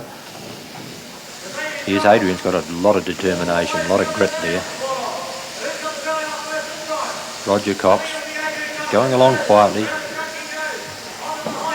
And Ricky also doing some polishing there, along with Roger. Adrian, over the first hind leg, takes the top knot off as he steps up. You notice the difference of these boys to a learner. The learner takes the top knot off and then steps up, whereas these take it off as they step up. And that's another second gained, I guess. Yes. This is what the name of the game is all about. Do shearers have good days and bad days? Definitely. It's like everything, you have an off day. Maybe. And that might mean the difference in a shearing shed of how many sheep in a day would that be? 50 sheep? Oh, generally in the shearing shed you'll find that their tally's pretty consistent. It's only on the class of the sheep, the type of the sheep and the way the sheep cuts that There's your the tally second varies. sheep, though, out the door there. Adrian Adrian Cox, he's leading the field. John Fagan, right there together. Roger Cox keeping the job right, keeping the bottom tooth on the skin all the way. It's going to be the last one in. bring out his third sheep. Again with the sheep positioned well back on the rump, so there's no movement, no kicking. John Fagan, Adrian Cox in front at the moment. And we see there that Roger Cox, although well back, he's 17.13, 17.46 to Ricky Pivac, John Fagan 18.86 and Adrian Cox 18.66. So there we are, Roger's keeping the quality there, Frank. Yes, and speed isn't everything, as it shows. And Ricky Pivac, in fact, the stands 1 and 2, the slower of the 4, are actually making a better job. But let's not forget that's only after 2 sheep. Yes, it's the final points that count. A lot can happen in those next 3 sheep. Adrian's setting a pretty good sort of a pace there. There's 5 in each. He's on to his 4th. And Adrian's been pretty consistent. He's lying 6th up until now. Ricky hasn't had a great run here. He never got off to a good start on the long wool. He's slowly starting to pick the pace up a bit now, though. This is their chance, though. If they can do a good job here, this might mean that they make that final. And there are the judges looking to see the finished product, making sure there's no wool left on, no skin cuts or tears. Notice they're counting any mistakes that have been made. Didn't like the look of that. I saw their pens go 3 times then. I hope that's not 3 points. Well, that wouldn't be too bad if it's only a 3 off. That would be a very good sheep. And by the look of that sheep, I don't think Adrian Cox would have lost any off those ones as he dives in for his 5th and last sheep. No, that was a very well shorn sheep. Adrian taking the belly off, setting a pretty good sort of a pace here. John Fagan not too far away. He's still chasing every inch of the way. He'll be chasing hard because he's got to make up a lot of ground. Ricky Pivac, another one. He's lifted his pace. He's lifted his pace, but he's still got to keep the quality there and make up a lot of ground to get up into those top 4. Adrian Cox, round behind the head, down into the long blow he goes. John Fagan right up there with him. But it's Adrian Cox up onto the last side. He's got about 4 or 5 blows on John Fagan. John Fagan's onto the last side. Adrian Cox down onto the shoulder. This is going to be a very fast heat as he comes under the shoulder and down that last side. But John Fagan's got a fantastic last side. Look at him come down there. Adrian Cox, there he goes, switches off. John Fagan would be no more than about a second behind. And there, Ricky Pivac not too far away. Roger Cox is onto the last shoulder. Ricky Pivac finishing touches in now. There he goes, switches off. About 20 seconds behind approximately. Let's go to that scoreboard then. And we have Adrian Cox with 37.73. John Fagan with 40.78. Ricky Pivac 39.86 and Roger Cox with 39.73. So Adrian held the speed and held the quality to come through on top. And we see John Fagan slipping further out of contention. It hasn't been a happy series for John. And after our 3rd week we see Colin King. It's gone to the top, very closely followed by Samson Tefodder, Alan Donaldson into 3rd place, Adrian Cox in 4th. Martin Nartaki, who's been up and down a little, is in 5th slot, and Roger Cox reasonably consistent in 6th. So now there's just 1 more week to qualify, and next week's sheep could be the one that brings some surprise results. Our shearers try their hands at the half-bred sheep, and that's the finest wool they shear. Dave Walland, whose advantage will this be? Well, Frank, there's Colin King, Adrian Cox and Sam Tefodder who stand out on fine wool. Very fine shearers of fine wool. Right. Let's see how good your predictions are. And speaking of fine wool, that's the sort that's used in our fashion garments, and that, in fact, is our special feature in next week's program. Hope you can join us. We'll see you then. Good evening and welcome to the 4th program in the Sunbeam World Masters Shearing Challenge. Our 12 competitors are great friends and great rivals. They're all going flat out for that $5,000 first prize. In tonight's special feature, we look at fashion, woolen fashion, and that's quite appropriate because the sheep being shorn tonight are half-breds, and that's the source of the wool used in fashion garments. Now, they are slower shearing, and for that reason, our competitors only shear 4 in each round. Now let's go to Dave Walland for the points coming to the last round before that final. It's been exciting and the scores are close, so let's look at the position to date. Colin King leading at the moment, but fairly closely tended by Sam DeFotter, Alan Donaldson and Adrian Cox. Any one of these chaps have got a chance of going to the front. Martin Artaki and Roger Cox not too far away. So it's straight into the Wirry Woolbrokers fine wool shear. Ivan Rosendich on stand 1, John Fagan on stand 2. Stand 3 we have Alan Donaldson and Ricky Pivac on stand 4. John Fagan, his last chance to try and make it to that final. He's got to do a lot though. Alan Donaldson's not too far away there. He's currently lying in about third spot, wasn't it? So he's got every chance. A good shear here will keep him in the top 4. Ricky Pivac's got a lot to make up. Now, what is the difference in shearing fine wool sheep? Well, the fine wool sheep, you use a different comb. It's got to be sharper in the teeth, at the end of the teeth. At the end of the wool, sheep are a lot denser in the wool. Sheep are dense anyway. Ricky Pivac doing a lovely job coming down that last side. Yes, cleaning the socks off. There's Ricky, he's starting to pour on the pace in these. Now, would he have shorn the fine wool sheep? He's shorn a few down around the South Island, but not as many as the likes of Colin King or Adrian Cox. They'd be two of the better fine wool shearers. Ivan Rosendich is another one who hasn't shorn a lot of fine wool sheep. He has shorn sheep in Australia when he was a member of the New Zealand team over there. But they're very competent, all these shearers, and they adapt well to any type of sheep.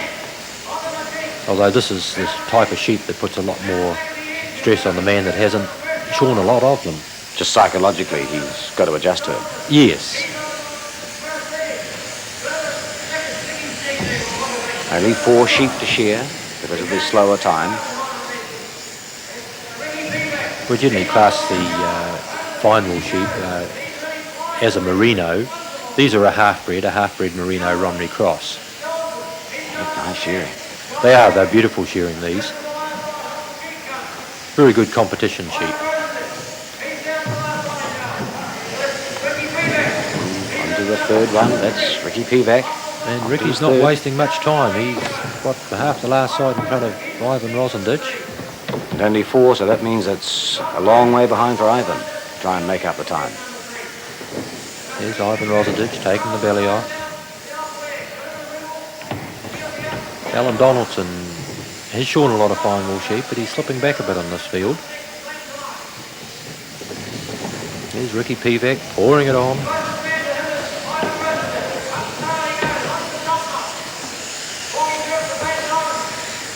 Judges do have to be nimble. I guess they can't, although they must keep an eye on the sheep, they can't get in the way of the shearer. No, they've got to keep out of the way of the shearer. Anything can put him off in this game. Especially in this sort of competition. All that prize money at stake. Ricky Pivac. He's really pouring the pace on Ricky in these fine wool. Shearing him extremely well. Best I've ever seen him shearing fine wool. Oh, just a wee bit of a kick there. He's cost him 2 or 3 blows. John Fagan, shearing quietly. I think John's pretty well out of contention at the moment. Unless he's slowing down a little to make a really top quality job to try and make it. He's got to have everything put together to make it though, because he's a few points behind. Ivan Rosendich, he brings out his fine wool. Ricky Pivac really pouring it on. Bit of a second cut over the tail there. Notice the wool fly up.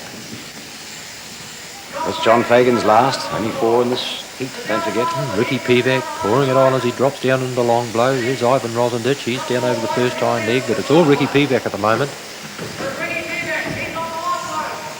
This will bring him up in the ratings. A good showing here. He's got to have the job there to go with it.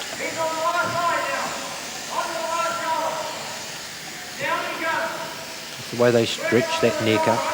If there's any wrinkle in the neck, they've got to pull that out and straighten it out so they can get down there quicker. Same trouble again. Hind leg not staying up, but no, he's mastered that one, and he goes 1 blow to go. There, Ricky Pivac switches off. That's a good effort from Ricky. He's put quite a bit of time on the field. Ivan Rosendich really chasing John Fagan along. Yes, he's in front of John there, isn't he? think he might be just by 2 or 3 blows. Alan Donaldson, he's not shearing well on these. He should have been shearing a lot better than that. Just not getting to grips with the fine wool today. Ivan Rosendich, finishing touches, and there's Alan Donaldson coming down the last side, but it's Ivan Rosendich, second off. In fact, John Fagan may come in third and fourth here. Here's John Fagan, finish ahead of Alan Donaldson. And our scoreboard reads after round 1 of the fine wool. Ricky Pivac, 41.38. Ivan Rosendich, 39.52. John Fagan, 43.02. Alan Donaldson, 42.19. Alan Donaldson slipped back a bit there, maybe put him out of contention. Ivan Rosendich has come through with a very good job to score best in that heat. Ivan Rosendich, almost 2 points clear of your next one in that round. Surprise for you? A bit of a surprise, yes. What did you think of your chances when you first stepped onto that board for those half-breeds? Well, we're not too used to half-breeds, but they were good shearing and we just got into it, yeah. In fact, it does surprise me. You're in the northern part of New Zealand. There's very few fine wool sheep up there. Where did you get your experience in this type of sheep? We do have a shed of half-breeds up north, the Lansing Survey shed that we do, and we have shown in Australia a few merinos. Well, Ivan Rosendich took round 1 of the Wirri Wool Brokers fine wool. Who's going to take out round 2? Get set, go! Second heat's the final. They're underway, round 2. Stand 1, Adrian Cox. Paul Granger on stand 2. Tom Wilson on 3 and Jack Dowd on 4. Adrian Cox must be favoured in this one. Top fine wool shearer. He's the one who's had the experience, isn't he? Yes, very good fine wool shearer, Adrian. Shears a lot of the fine wool down the South Island. Paul Granger wouldn't have shorn as many. Jack Dowd, bending his back and getting into it. And Tom Wilson, who's just inside there. Tom, would he have had much experience on fine wool? Not a lot, not a lot. He has some in the South Island, but there we see Tom Wilson. He's the world champion, won at the Bath and West Show in England.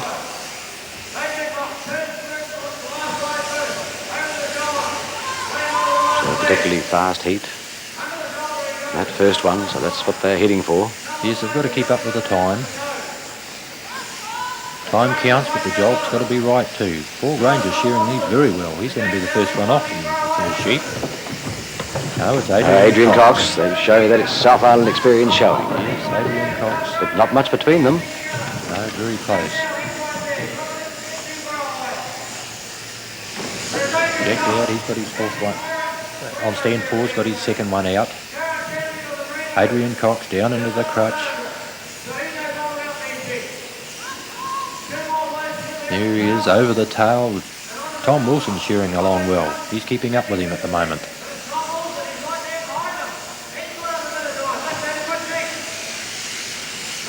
Here we see the finer wool going to the finer garments. This is the top quality wool, top quality price.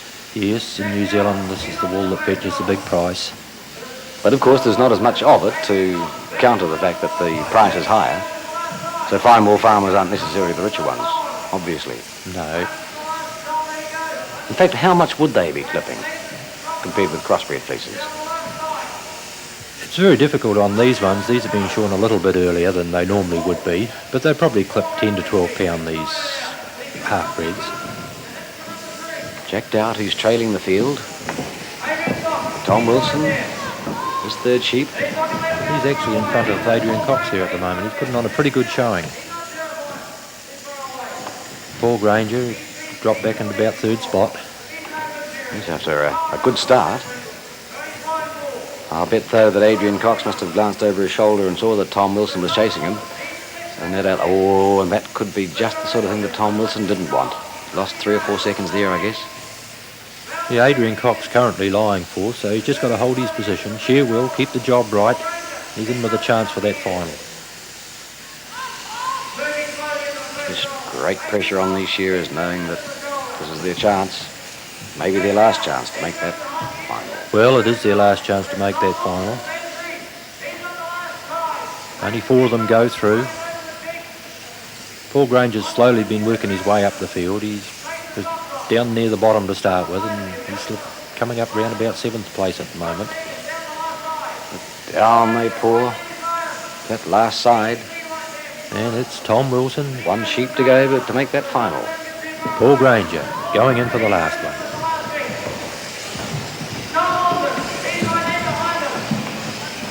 You know, Tom Wilson now. Tom There's Wilson. a change. Paul Granger must have really picked the pace up on that sheep. He saw that last one very fast. Adrian Cox right there. He's not too far away. Jack Dowd's right with him. But we realise all these boys are master shearers, except for Tom Wilson, who's the world champion. Paul Granger, the Golden Shears Open winner. Not yet a master, but no doubt will be in the very near future. Master shearer is the top award that can be given in New Zealand shearing. Amazing pace from Paul Granger there.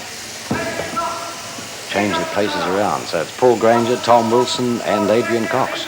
In fact, Jack Dowd is only 3 or 4 seconds behind as it is. Yes, there's not a lot in the time on this one. Paul Granger up onto the last side. Under the eye, down onto the shoulder he goes. Tom Wilson on the long blow. But Paul Granger looks as though he's going to take this one out. Yes, down onto the shoulder. Tom Wilson chasing very hard there. There's Paul Granger. Finishing touches in there. That's cost him a blow or two, want. and it's still having a go at him. It just doesn't want to sit. That's cost him 3 or 4 blows. That's cost him more. Tom Wilson will pick up quite a bit of time on that, but Paul settled the sheep nicely. Finishing touches, and there he goes. Switches off. A good effort on his part, but he's 3 or 4 seconds behind. He had to settle that sheep. Tom Wilson, the Scotsman. Finishes off. Adrian Cox not too far away. There won't be much in time on that one. And our scoreboard reads after round 2 of the fine wool. Paul Granger 41.49, Tom Wilson 46.22, Adrian Cox with 41.19 and Jack Dowd with 44.03. Adrian Cox came through top on that one. Well, while our shearers may have been working hard, there's another group working just as hard as the shearers. And those are the shed hands, and in charge of them is Marjorie Tafota, who is the sister of one of our champions, Samson. Marjorie, what does a shed hand do? She removes the dirty wool from the clean fleece. Okay, let's see how that's done. Now, was that a good throw? Wonderful in the way in which we could just go up the fleece and skirt the dirty wool, as you can see. Now, that dirty wool, that's where? That's from the underside of the sheep, isn't it? Yes, exactly. So now you have a fleece which has got both sides trimmed off. That's right. Now, anything else comes off at this stage? Yes, the neck, which is a good throw, normally ends up at the end of the table, where we just automatically remove that, like so. It goes in its own special badge. Why is that? Because the end product is totally different from, say, for example, the skirting. It's the first pieces. And is that more valuable than the other or not? No, in that the valuable wool is the main fleece, the clean wool. And the first pieces and necks normally as a blend in carpets. Okay, so you've got it rolled up in a nice little pile. It's all clean and tidy. What happens then? Well, we remove it to the press. Yes. Just put it in there. And it's as simple as that. And you do that how many times a day? Well, 8 hours a day. And on an average day, you'd what? 3, about 4, 5, 8,000 sheep? 1,400. No wonder you have to be fit. And do you enjoy the job? Wonderfully. Marjorie, thanks very much. Okay. Okay, then, having got the fleece as far as there, then it's got to be pressed. Nigel Ramsden, why press them? Well, I suppose it's the easiest way of getting the wool from the wool shed to the wool store, and it has, of course, been the way that they've been using for years and years, so this is the method it is using. Let's see how it's done. By simply pulling the guard down, the press is activated and the pressing is done, which allows the presser time to do other things and makes his day a bit easier. Because the traditional method of using the old manual wool press, of course, is very arduous, and these guys have to be pretty fit. They do indeed. Now, how many fleeces would fit in one of those bales? Well, depending on the actual growth of the wool, but basically between 40 and 60, and it allows the presser, of course, to do that job pretty easily. And once the bale is pressed, the bale goes out the back, but we are incorporating in this a machine which will weigh the wool in the press as well, which allows the farmer a good chance of saving money on freight and on packs. When the bales leave the press, they're usually stamped with the owner's brand and transported to a store like Wirrie Woolbrokers. The wool store is much more than a storage dump. The wool is carefully checked for quality by an automatic sampling machine which reaches deep into the bale to pull out a plug for checking.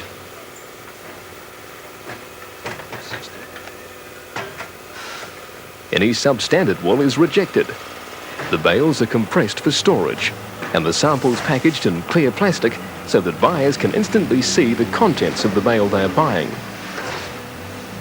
The sample is also used to accurately grade the wool, an important assurance for the end user, who requires a consistent standard for manufacture.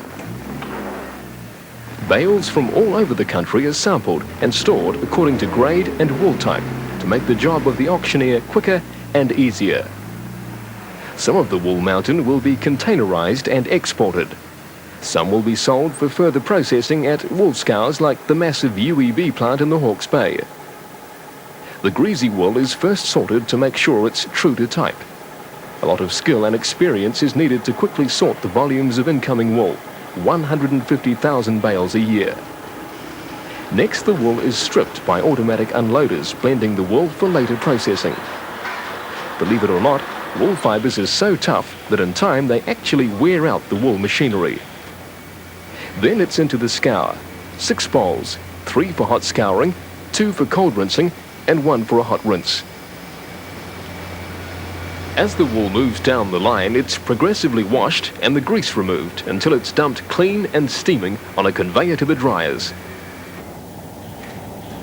Every step of the scouring and drying is controlled by a computer, which includes the New Zealand-developed Drycon system.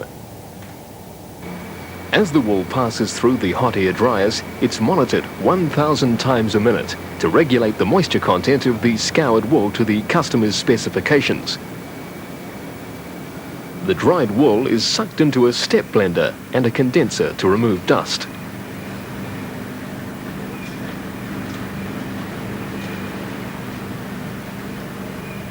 At the end of the process, the scoured, dried wool is tested by trained technicians. Testing is a constant business to assure quality control, and again, all the data is computerized.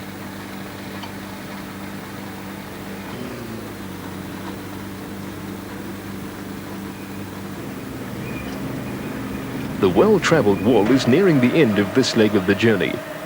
From another conveyor, it tumbles into a hopper. Baling for local markets is still carried out by hand. Looks like a soft number, but is hot and hard work.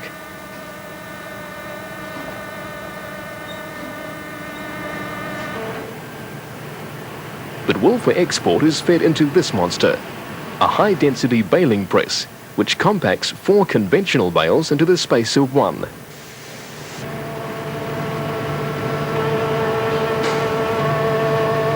It doesn't damage the wool and saves a great deal on transport costs. 18 tons of wool can fit into 1 6-metre container.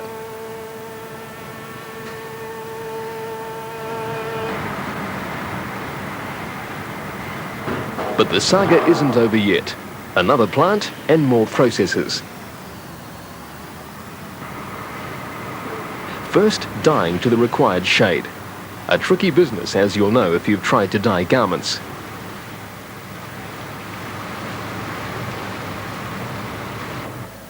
The wool is then dried and blended to ensure a homogeneous mixture of fibre types and colours.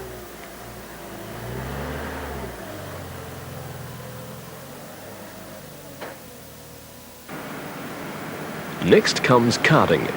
This is a tearing process which combs the wool into individual fibres, forming a fine web. The web is divided into bundles known as slubbing. The carded slubbings are then spun. It's the same age-old spinning process, except instead of the hand spindle or spinning wheel, there's an impressive automatic spinning line. The slubbings are weak and part easily, so an alert worker must be on hand to rejoin the break or start a new spindle. The spinning evens out the wool and twists it into a single yarn with some strength.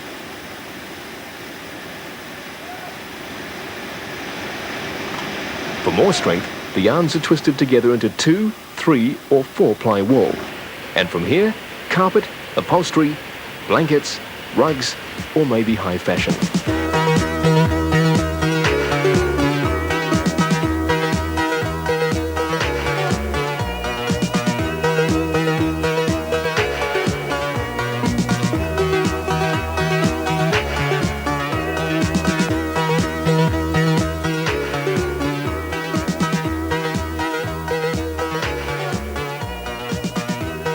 Of course, the natural advantages of woolen clothing are well known for warmth and durability. But today's fashion designers are bringing a new dimension to wool. A colour range to suit everyone, from the conservative to the most trendy, and new styles with loads of flair and excitement.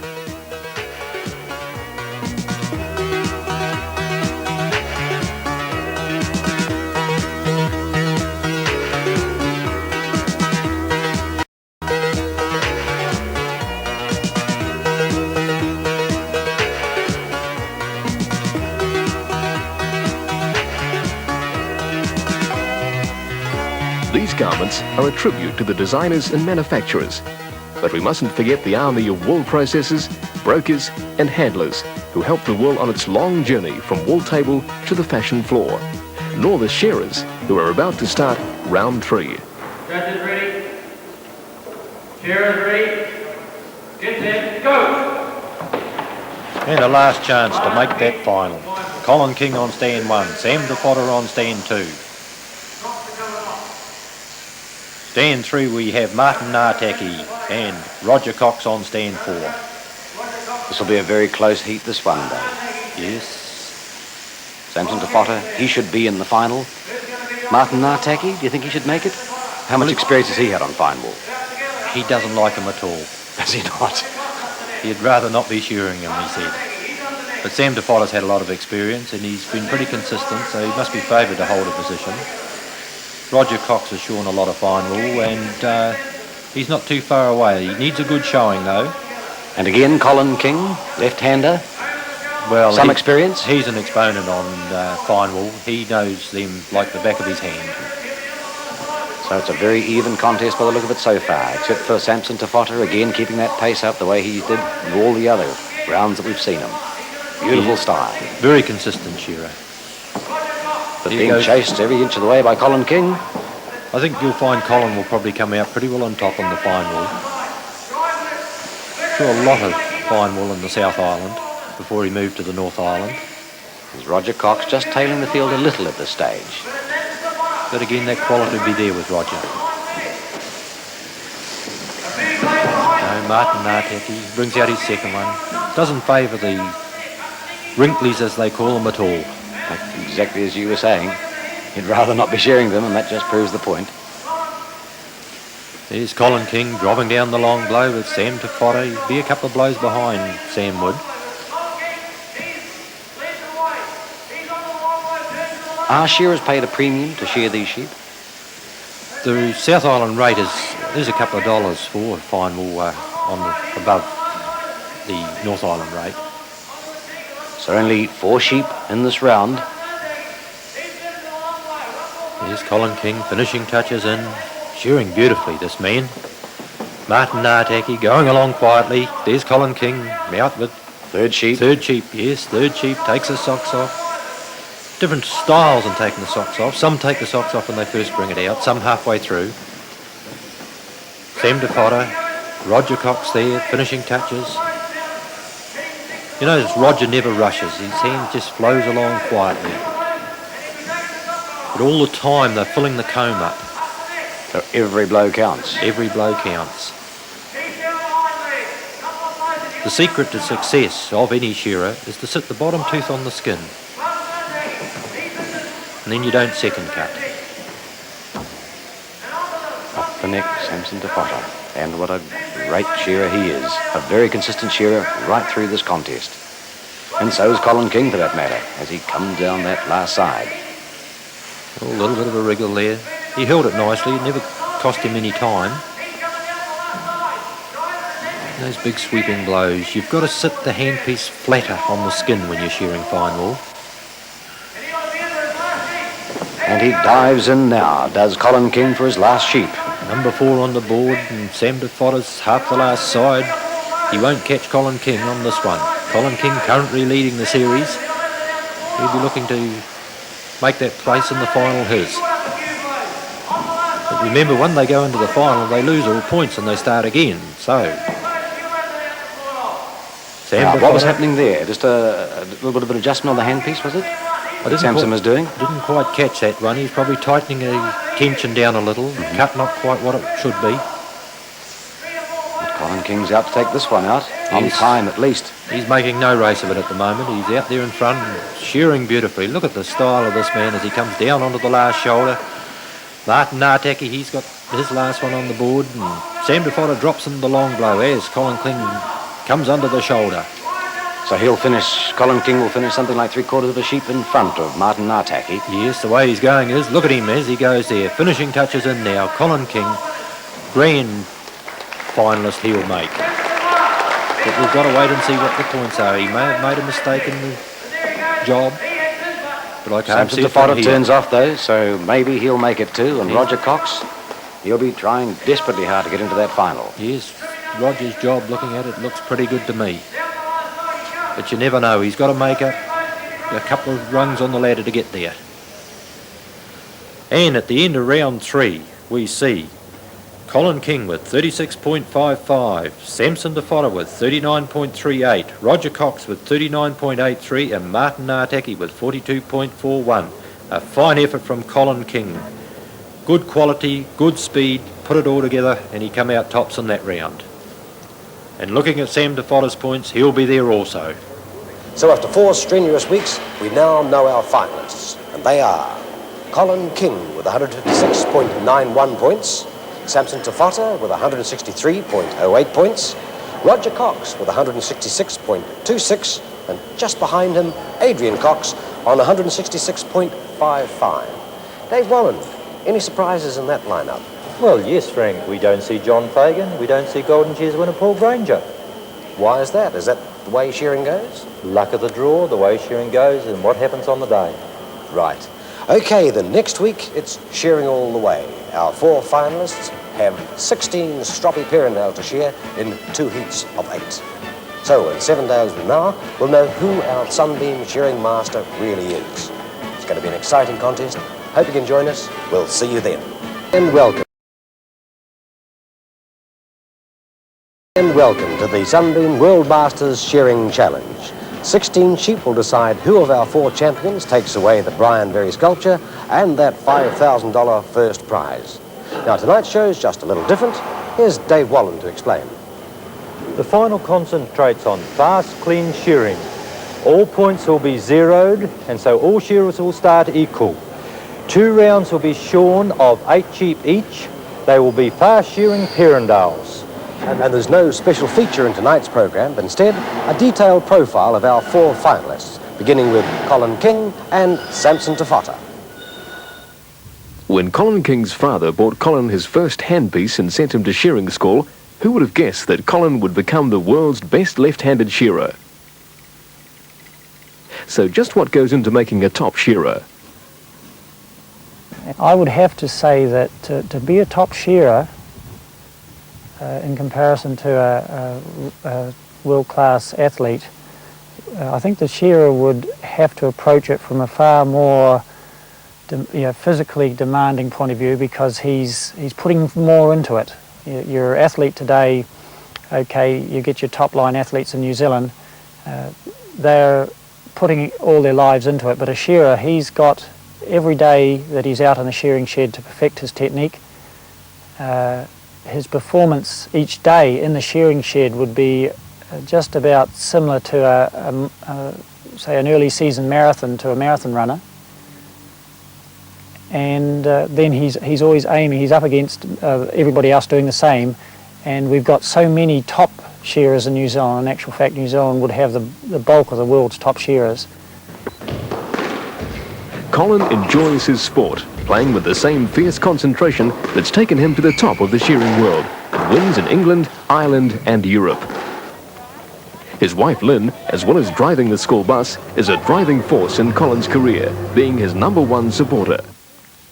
And his family of 3 are already demonstrating the same promise of determination and ability in their chosen sports. Colin King, family man and a great competitor. What does he see as the highlight of his career so far? The highlight would have to be winning the Golden Shears in 1982.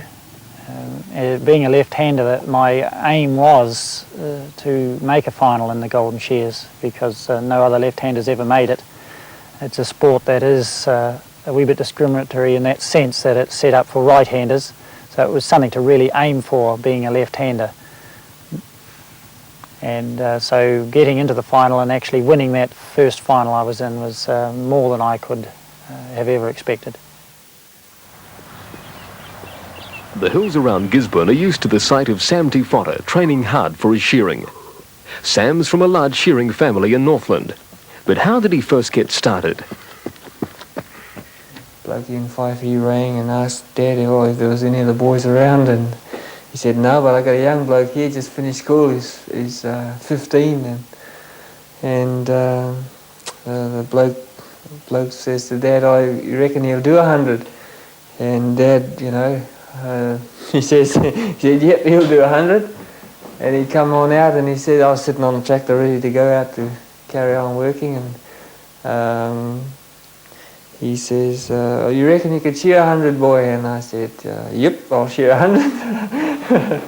And he took me on out that evening, and the next day we started shearing up in the Hokianga there, and I shore 107 and carried on ever since. One of New Zealand's fastest shearers, Sam likes to achieve peak fitness before a competition, so his whole physique, as well as his mind and gear, are tuned and ready. A tough competitor, but also a loving father, Sam and Debbie are the proud parents of their first child, Aroha. It'll lock and if you're not holding your head firm, it'll fly out of your head. Sam is also dedicated to teaching young shearers, giving them a sound start. However, it will be many years before they match this shearer's fluid style and take part in the calibre of shearing we're about to see as round one of the grand final gets underway. Judges ready? Shearers ready? Get set, go! And they're underway in the first heat of the final. Colin King on stand 1, Sam Te Whara on stand 2. Roger Cox on stand 3, Adrian Cox, no relation, on stand 4. Colin King. Consistent all the way through this contest, hasn't he? Yes. So is Samson Te Whara. They're the two leading contenders here. They were top qualified into the final. Colin King, top qualifier. Roger Cox coming in third slot. Sure, well on the final to get in. Adrian Cox, and he's been consistent all the way, the only South Islander in the field. But of course, we're starting from scratch, so those points that they received earlier on just don't come into contention at all. They're starting right from scratch. No, they've all been wiped and they're back to square one. 8 sheep to shear in this heat. That's the first one out the door. That's a very fast time. Yes, very fast shearing sheep these. Second year Perrindale. Roger Cox, he's got a little bit of a wriggler there. He's on stand 3. Yes. Last 2 or 3 seconds against vital in this one. The pressure would be on these shearers now, wouldn't it? They'd have butterflies up there. No, the butterflies go once you get to shearing. A lot of butterflies before though. There's Colin King, Adrian Cox. Adrian Cox is sitting at pretty good sort of a pace as he drops down into the long blow there. Colin King's chasing hard. Adrian has shown us right through the last 4 weeks that he can crack the pace along. Very fast shearer. We've seen him in competitions around the country and he's right up with the pace all the time. And he's got 2 or 3 blows on Colin King at this stage. Adrian Cox, first in for number 3. Out it comes, puts it down, sits it quietly. Colin King goes in. Sam Te Whara's hitting the second spot. Yes, something must have gone wrong there with Colin. He just slipped back there just a wee bit. Sam putting the speed on, that's what it would be. Roger going along, keeping the job right.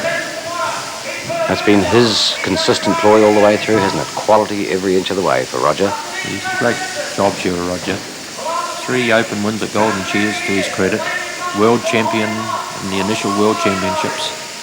Well, we should get an indication of how they're going. 2 sheep have been shorn, and that's when we get our preliminary scoring. There's Adrian down on the last side on sheep 3. Roger steps up the neck. Sam Te Whara onto the last side. Colin King starting to move now. Look at him coming down the last side on this one. Just a wee bit of a whoops there. Oh, doesn't want to sit still. There's a big second cut. Come off. Yes. 4 comes out for Adrian. There's Colin out with his 4th one. Sam Te Whara's got the 4th one on the board. You can see where Colin was making a lot of ground, but he dropped back 2 or 3 blows on that. with that wriggle. Roger Cox. Polishing them. Look at him filling that comb up. 3 3/4 inches, and it's all being filled with wool. He brings the fourth one out. Sam DeFotter shearing along nicely, dropping down into the long blow. And we see now with the computer scoreboard, Colin King with 12.16, Sam DeFotter 12.58, Roger Cox 12.46, and Adrian Cox 12.95. So there's nothing much in it at all, is there? No, there's about 0.8 separating the field. So that's, don't forget, that's only after 2 sheep. Here's Sam DeFotter and Adrian Cox, and Sam DeFotter's actually hit the front, and he goes in for number 5. Adrian Cox, 2 blows to go. Colin King's got 5 on the board. He must have sprinted on that last sheep. Yes, he picked up quite a bit of time on it. Not much between him 1 and 2 and stand 4. Colin King over the tail, 1, 2 blows, steps up the neck. Roger Cox has got 5 on the board. Adrian Cox dropping back a little bit on this one. You get a little bit of variation in the sheep too, and that can cause you shear the sheep as fast as you can shear it. And make Some are stickier than others, though, and they do take just that little bit longer. There's right. the 2 leaders there now, Samson DeFotter and Adrian Cox. I think we'll find Colin King's right up with the field. Adrian's pouring it on this one. Mustn't have been as good a sheep, that last one. He's gone back up into the front. There, Adrian Cox goes in and brings out number 6. Sam DeFotter about 2 blows behind. Colin King goes in and brings out number 6. A little bit of chopping and changing in the lead there. Close tussle. We're going to see a grandstand finish to this first heat. Roger Cox has got 6 on the board. And after 5 sheep, we see Roger Cox with 33.87. Sam DeFotter with 35.35. Colin King with 34.07. And Adrian Cox with 34.49. Roger, a slender lead there at the moment. Remember, we've got 3 more sheep to shear. And a lot can happen. Sam DeFotter onto the shoulder. Adrian Cox is opening up a break there. He's about 5 blows ahead of Sam DeFotter as they scream down the last side. Look at those blows going in. They're controlling these sheep nicely, and Colin King's hit the front. Colin King brings out number 7, Adrian Cox. The speedsters. He's got 7 on the board. Roger Cox. But it's Adrian there on stand forward, taking the belly off, down over the first hind leg. Sam DeFotter beyond a par. Takes the top knot off, steps up the neck, and Colin King, look at him going as he drops down into the long blow. Colin King in the long blow. 3 short blows, 3 long blows, and 1 right over the tail. The idea of putting that one over the tail so when you come down the last side it makes it easier. On to the long blow goes Adrian Cox. You'll notice here, oh, it's Colin King again. Down that last side. Finishing touches and he'll be in for number 8. What a great finish we've seen from Colin King. He sat there with the field and he's come with a big rush at the finish. Who's going to be in off second for the game for his last sheep? Adrian Cox. Sam DeFotter's got number 8 on the board. Adrian Cox goes in now. Roger Cox down onto the shoulder. We see on stand 3 that it's Colin King over the tail. 2 blows. Steps up the neck as he steps up the neck, and look at those blows. Everyone round counts. behind the head. The comb being filled up. Sam DeFotter's up the neck, chasing hard, but he's not making any impression on Colin King as he drops down into the long blow. Colin King all the way. You'll notice that big blow over the backbone. Find that if you don't get that over there, it'll tickle the backbone of the sheep and it'll make it kick and wriggle a bit. There's no kicking and wriggling here. Colin King goes down that last side. Adrian chasing. Adrian's up onto the last side, down onto the shoulder, but it's Colin King all the way. Sam DeFotter about 3 blows behind. Colin King, Sam DeFotter, and Adrian Cox about 3 blows behind that. There he goes. Adrian Cox. Roger Cox will be the last to finish, and he's got half the last side to do.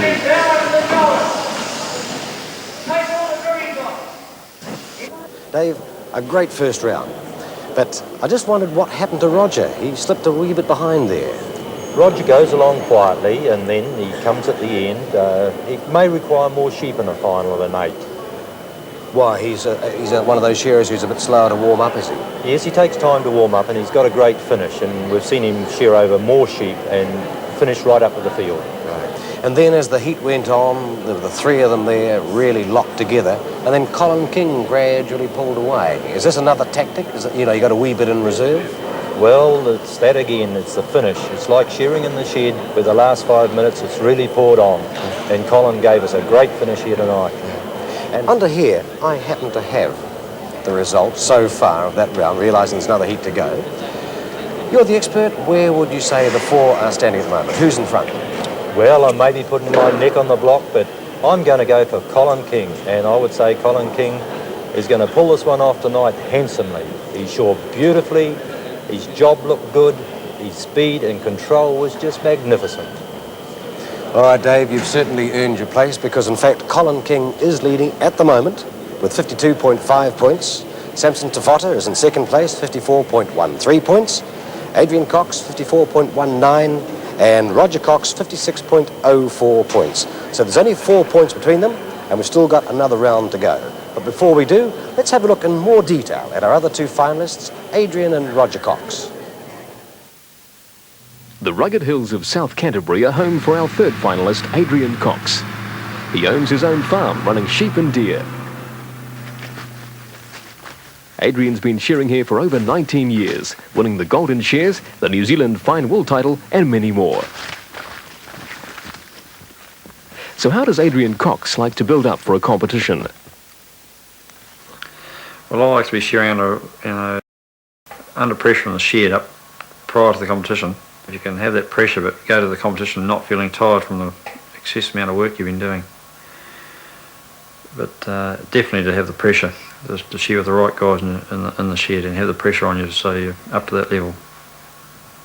Oldest son Brendan captains the first 15, while daughter Donna leads the school netball team. The advice I give the children is to look at the opposition, look at them in the eye and say to themselves, well, I can outplay you.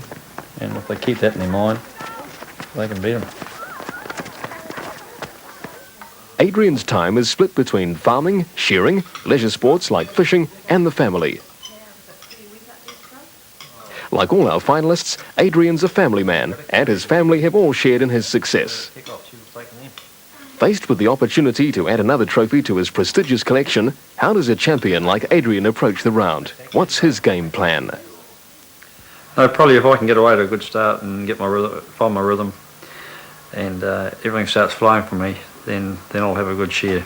If I get away to a bad start and lose my rhythm and get out of balance, I'll finish, down the ladder a bit. But no, I think if I can get away to a good start, and find my rhythm's a big thing, and then I can settle into it. South of Mount Taranaki near Harawa is Roger Cox's farm. Years of hard shearing earned Roger this farm, a proud achievement by any standard. Always had an ambition to go farming. It's fairly hard to realise for a while. I was sort of shorn for about 13 years, and a lot of those years were full-time. For about 8 of them was sort of non-stop. I was shearing over 60,000 a year, trying to scrape together enough deposit to buy a farm. About 3 years ago I was lucky enough to lease a block of land off a guy, which gave me the experience for the Royal Bank to buy this place here. Most of Roger's time is poured into work and family. He's a quietly determined man who sets himself a goal and goes for it. In his 14 years of shearing, he's won the Golden Shears 3 times and won the first World Championship in 1977. But Roger's competition success was built on the hard slog and routine of day-to-day shearing, a routine few would envy. I get up about 4 o'clock in the morning, and we usually go out to work, and I get the cup of tea on for the boys. They have that about 4:30. Then we start at 5 o'clock, and we do 5 runs, and that takes us through till 5 o'clock at night, and usually home by about 6. That's quite a long day. Farming sheep and cattle, Roger applies the same discipline that he developed shearing and will undoubtedly enjoy the same success. So this is the decider. 8 sheep away from deciding the winners and 7 minutes away from deciding that $5,000 first prize. The final of the Sunbeam World Masters gets underway. Shearers ready, get set, go! Yes, 8 sheep to shear, and we'll find out who's going to win that $5,000 first prize and become the first Sunbeam World Masters shearing champion. Colin King, Samson Tafata on stands 1 and 2. Roger Cox, Adrian Cox on 3 and 4. A little bit of a wriggle there, Colin King. Sam Tafata steps up the neck. Another 8 sheep to be shown very fast. We saw the first heat where they put him out in somewhere just over 7 minutes. Adrian Cox down into the long blow. Colin King the long blow. Sam Tafata setting the pace. The tension must be really on them. Samson Tafata getting a kicker there. Just the last thing he wants at this stage. Look at that one, Colin King. Oh, it's not happy at all. Down. Oh, it goes again. He's losing a lot of time there. That's enough to throw a man out. That is bad. Sam Tafata. And Colin. Was I supposed to see that? Oh, look what bad luck that is. You know, it's going to throw him right out. It can affect his job, affect his concentration, everything. Look at the time he lost, and the big second cut come off the top of the leg there. He was right up with Sam Tafata, and it's put him what? His pace seems to have slowed. I mean, that has really put him off, hasn't it? Well, he had to try and settle that sheep and get on top of it. It just didn't want to be shorn down that last side. But in competitive shearing, it doesn't matter. The other shearers press on, I guess. Adrian Cox is really pushing it along. Well, that was where the pressure will be put on to Colin now. They saw that, the other boys, and they'll be really pouring into it. And we know Colin was in front at the end of the first round, and these other boys have got to make up a bit of time and a bit of leeway and make up points. Samson Tafata shearing beautifully. He's really peeling it off. But Colin King, great competitor.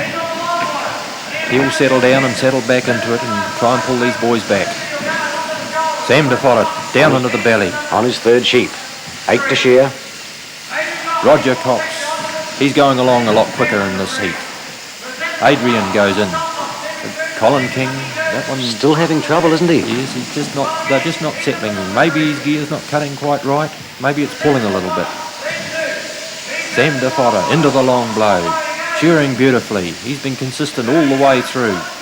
Led the series at the start. Come through into this in second slot. There he is, onto the last shoulder. Under the shoulder he comes. Colin King dropping into the long blow. Starting to get with it now. Yes, he's really lifting his pace again. He's got to lift it. He's got 2 points, or very nearly 2 points on Sam Tafata, but at the moment Sam Tafata's picked them up in time. Fourth sheep. Roger Cox, finishing touches in, and he'll go in. Roger's shearing a lot better this heat. We should have a progress score coming through any time now. Yes, after 2 sheep, it'll be interesting to see how these boys are going. Scoring. Adrian Cox, he's brought out number 4. Sam Tafata's dropping into the long blow. Roger Cox steps up the neck. And here we are with Roger Cox at 12.78. 13.87 to Adrian Cox, 13.24 to Sam Tafata, and 13.50 to Colin King. So Roger's slender lead there at the moment. 5 more sheep though. A polished job coming through. We'll get another progress report though before the end. It's Roger down on the shoulder, but Sam Tafata's going to be the first in for number 5. Changes a handpiece there, can't be happy with the cut. He's only shorn 4 sheep, should be able to shear more than that. But once the cut goes off, what do? You look for another handpiece. He's certainly picking up, but Colin King, I think, is coming back through. He's starting to pick the tempo up, but he's got a lot to make up. Colin King, 5th one on the board. Sam Tafata steps up the neck. As you can see, he's quite a way behind there. Sam Tafata into the long blow, shearing beautifully. Roger Cox comes up the neck. The fastest he's shorn in the whole contest. I think he's really lifted his pace. Yes, he realised he had to lift it. He's got to make up some points. He'll keep the job there also. Roger's a great job shearer. Sam Tafata down the last side. Pouring it on, is he? What? Adrian Cox slipping back a bit on this one. The pressure's starting to tell there. He's on the long blow though. And it's Sam Tafata. First out with the 6th one. Colin King. He come onto the last side. Adrian Cox on the last side. Collins picked Adrian up and he's starting to forge it on now. Roger Cox brings out number 6. They'll all have their 6th one on the board in a minute. Adrian Cox, 2 blows to go and he'll be in for number 6 as Colin King puts it down and takes the belly off. Starting to pour it on, but he's got a lot to catch up with Sam DeFotter. Virtually a half a sheep behind at the moment. Sam DeFotter, 6 on the board, 2 left in the pen, up onto the head and down the last side. Not looking all that flustered yet. He's just concentration every inch of the way.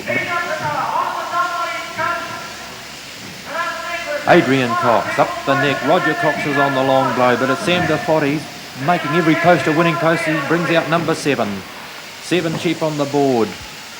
Now, who's his closest rival? Can Colin come back up again? It's Roger, under It's the Roger shoulder. Cox. Colin's chasing hard, but we just don't know how much it put him off and how many mistakes he made when we had that kicking one, the first sheep. Roger goes in and brings out number 7. Colin's got 7 on the... No, changes the handpiece and goes in for number 7. It's another 3 seconds lost. He can ill afford to do it. Yes. It takes time to change, but you've got to have the cut there. You'll shear that sheep quick if the gear is going right. 7 on the board, Sam DeFotter up onto the head. He comes. Adrian's got a little bit of a wriggler. Cost him a little bit of time, but he's a little bit out of contention at the moment. Well, Sam DeFotter having the same trouble as Colin King. Is this Just what... doesn't want to sit, does it?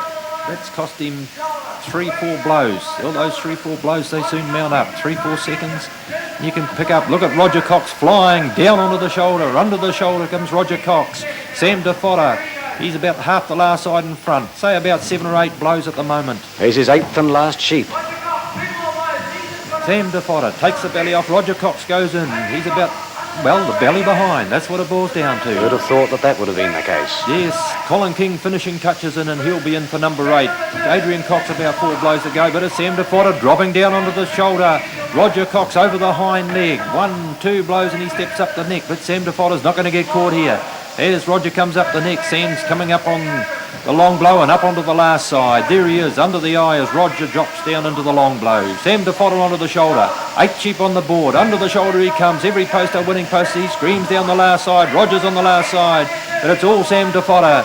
What a great shear this boy's put up. Sam Lovely DeFotter. performance. Oh, beautiful. Not even sweating. He looks happy. Roger Cox comes down the last side. Great effort from Roger. He shore them a lot quicker this time. There he goes, Roger Cox. Look at the sweat dripping off the end of the nose. Roger Cox, a great effort. He would have picked up a point or two because his job would keep him there. Now, who's going to finish 3rd? Colin King. By the look of it, isn't it? He's picked up, he's done well. He lost a little bit of time on this last one, but there's Adrian Cox finishing touches and they'll virtually finish together. There they go, Adrian Cox. There's Sam DeFotter, all smiles. Well, while we're waiting for those vital results, I'd like you to meet the manager of the Sunbeam Rural Division, David Hunt. David, what did you think of the contest? I thought it was tremendous, Frank. It was well done right from the start. The first week where the shearers got into the long wool sheep, they did a good job right through to the lambs and the fine wool, and finally in the final event here tonight. It certainly was exciting. David, thanks for talking to us, and I'll let you get away now and get ready to make those vital presentations. Thank you very much. We now have those vital final points. In 4th place, winner of $1,000 with 112.47 points, Adrian Cox. Adrian Cox from the South Island, sure consistent and deserved to make this final here tonight. In 3rd place, the winner of the $1,500 check with 109.48 points, Colin King. Colin King. One wonders what would have happened if that sheep hadn't have kicked on him in that second final.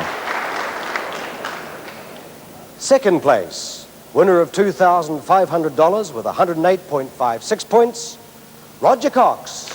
Roger Cox picked the tempo up in the second heat of the final, come up to 2nd place. And in 1st place, the winner of the sculpture and the $5,000 check, 107.44 points, Samson DeFotter. Samson DeFotter, sure consistently throughout. What a proud moment it must be for Samson.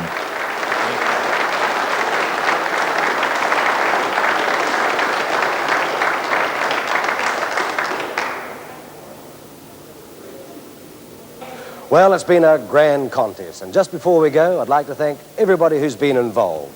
The competitors, the judges, the wool hands, and the sponsors, and all who have helped in those special features. Let's hope that we'll see you again next year for the Sunbeam World Masters Shearing Challenge.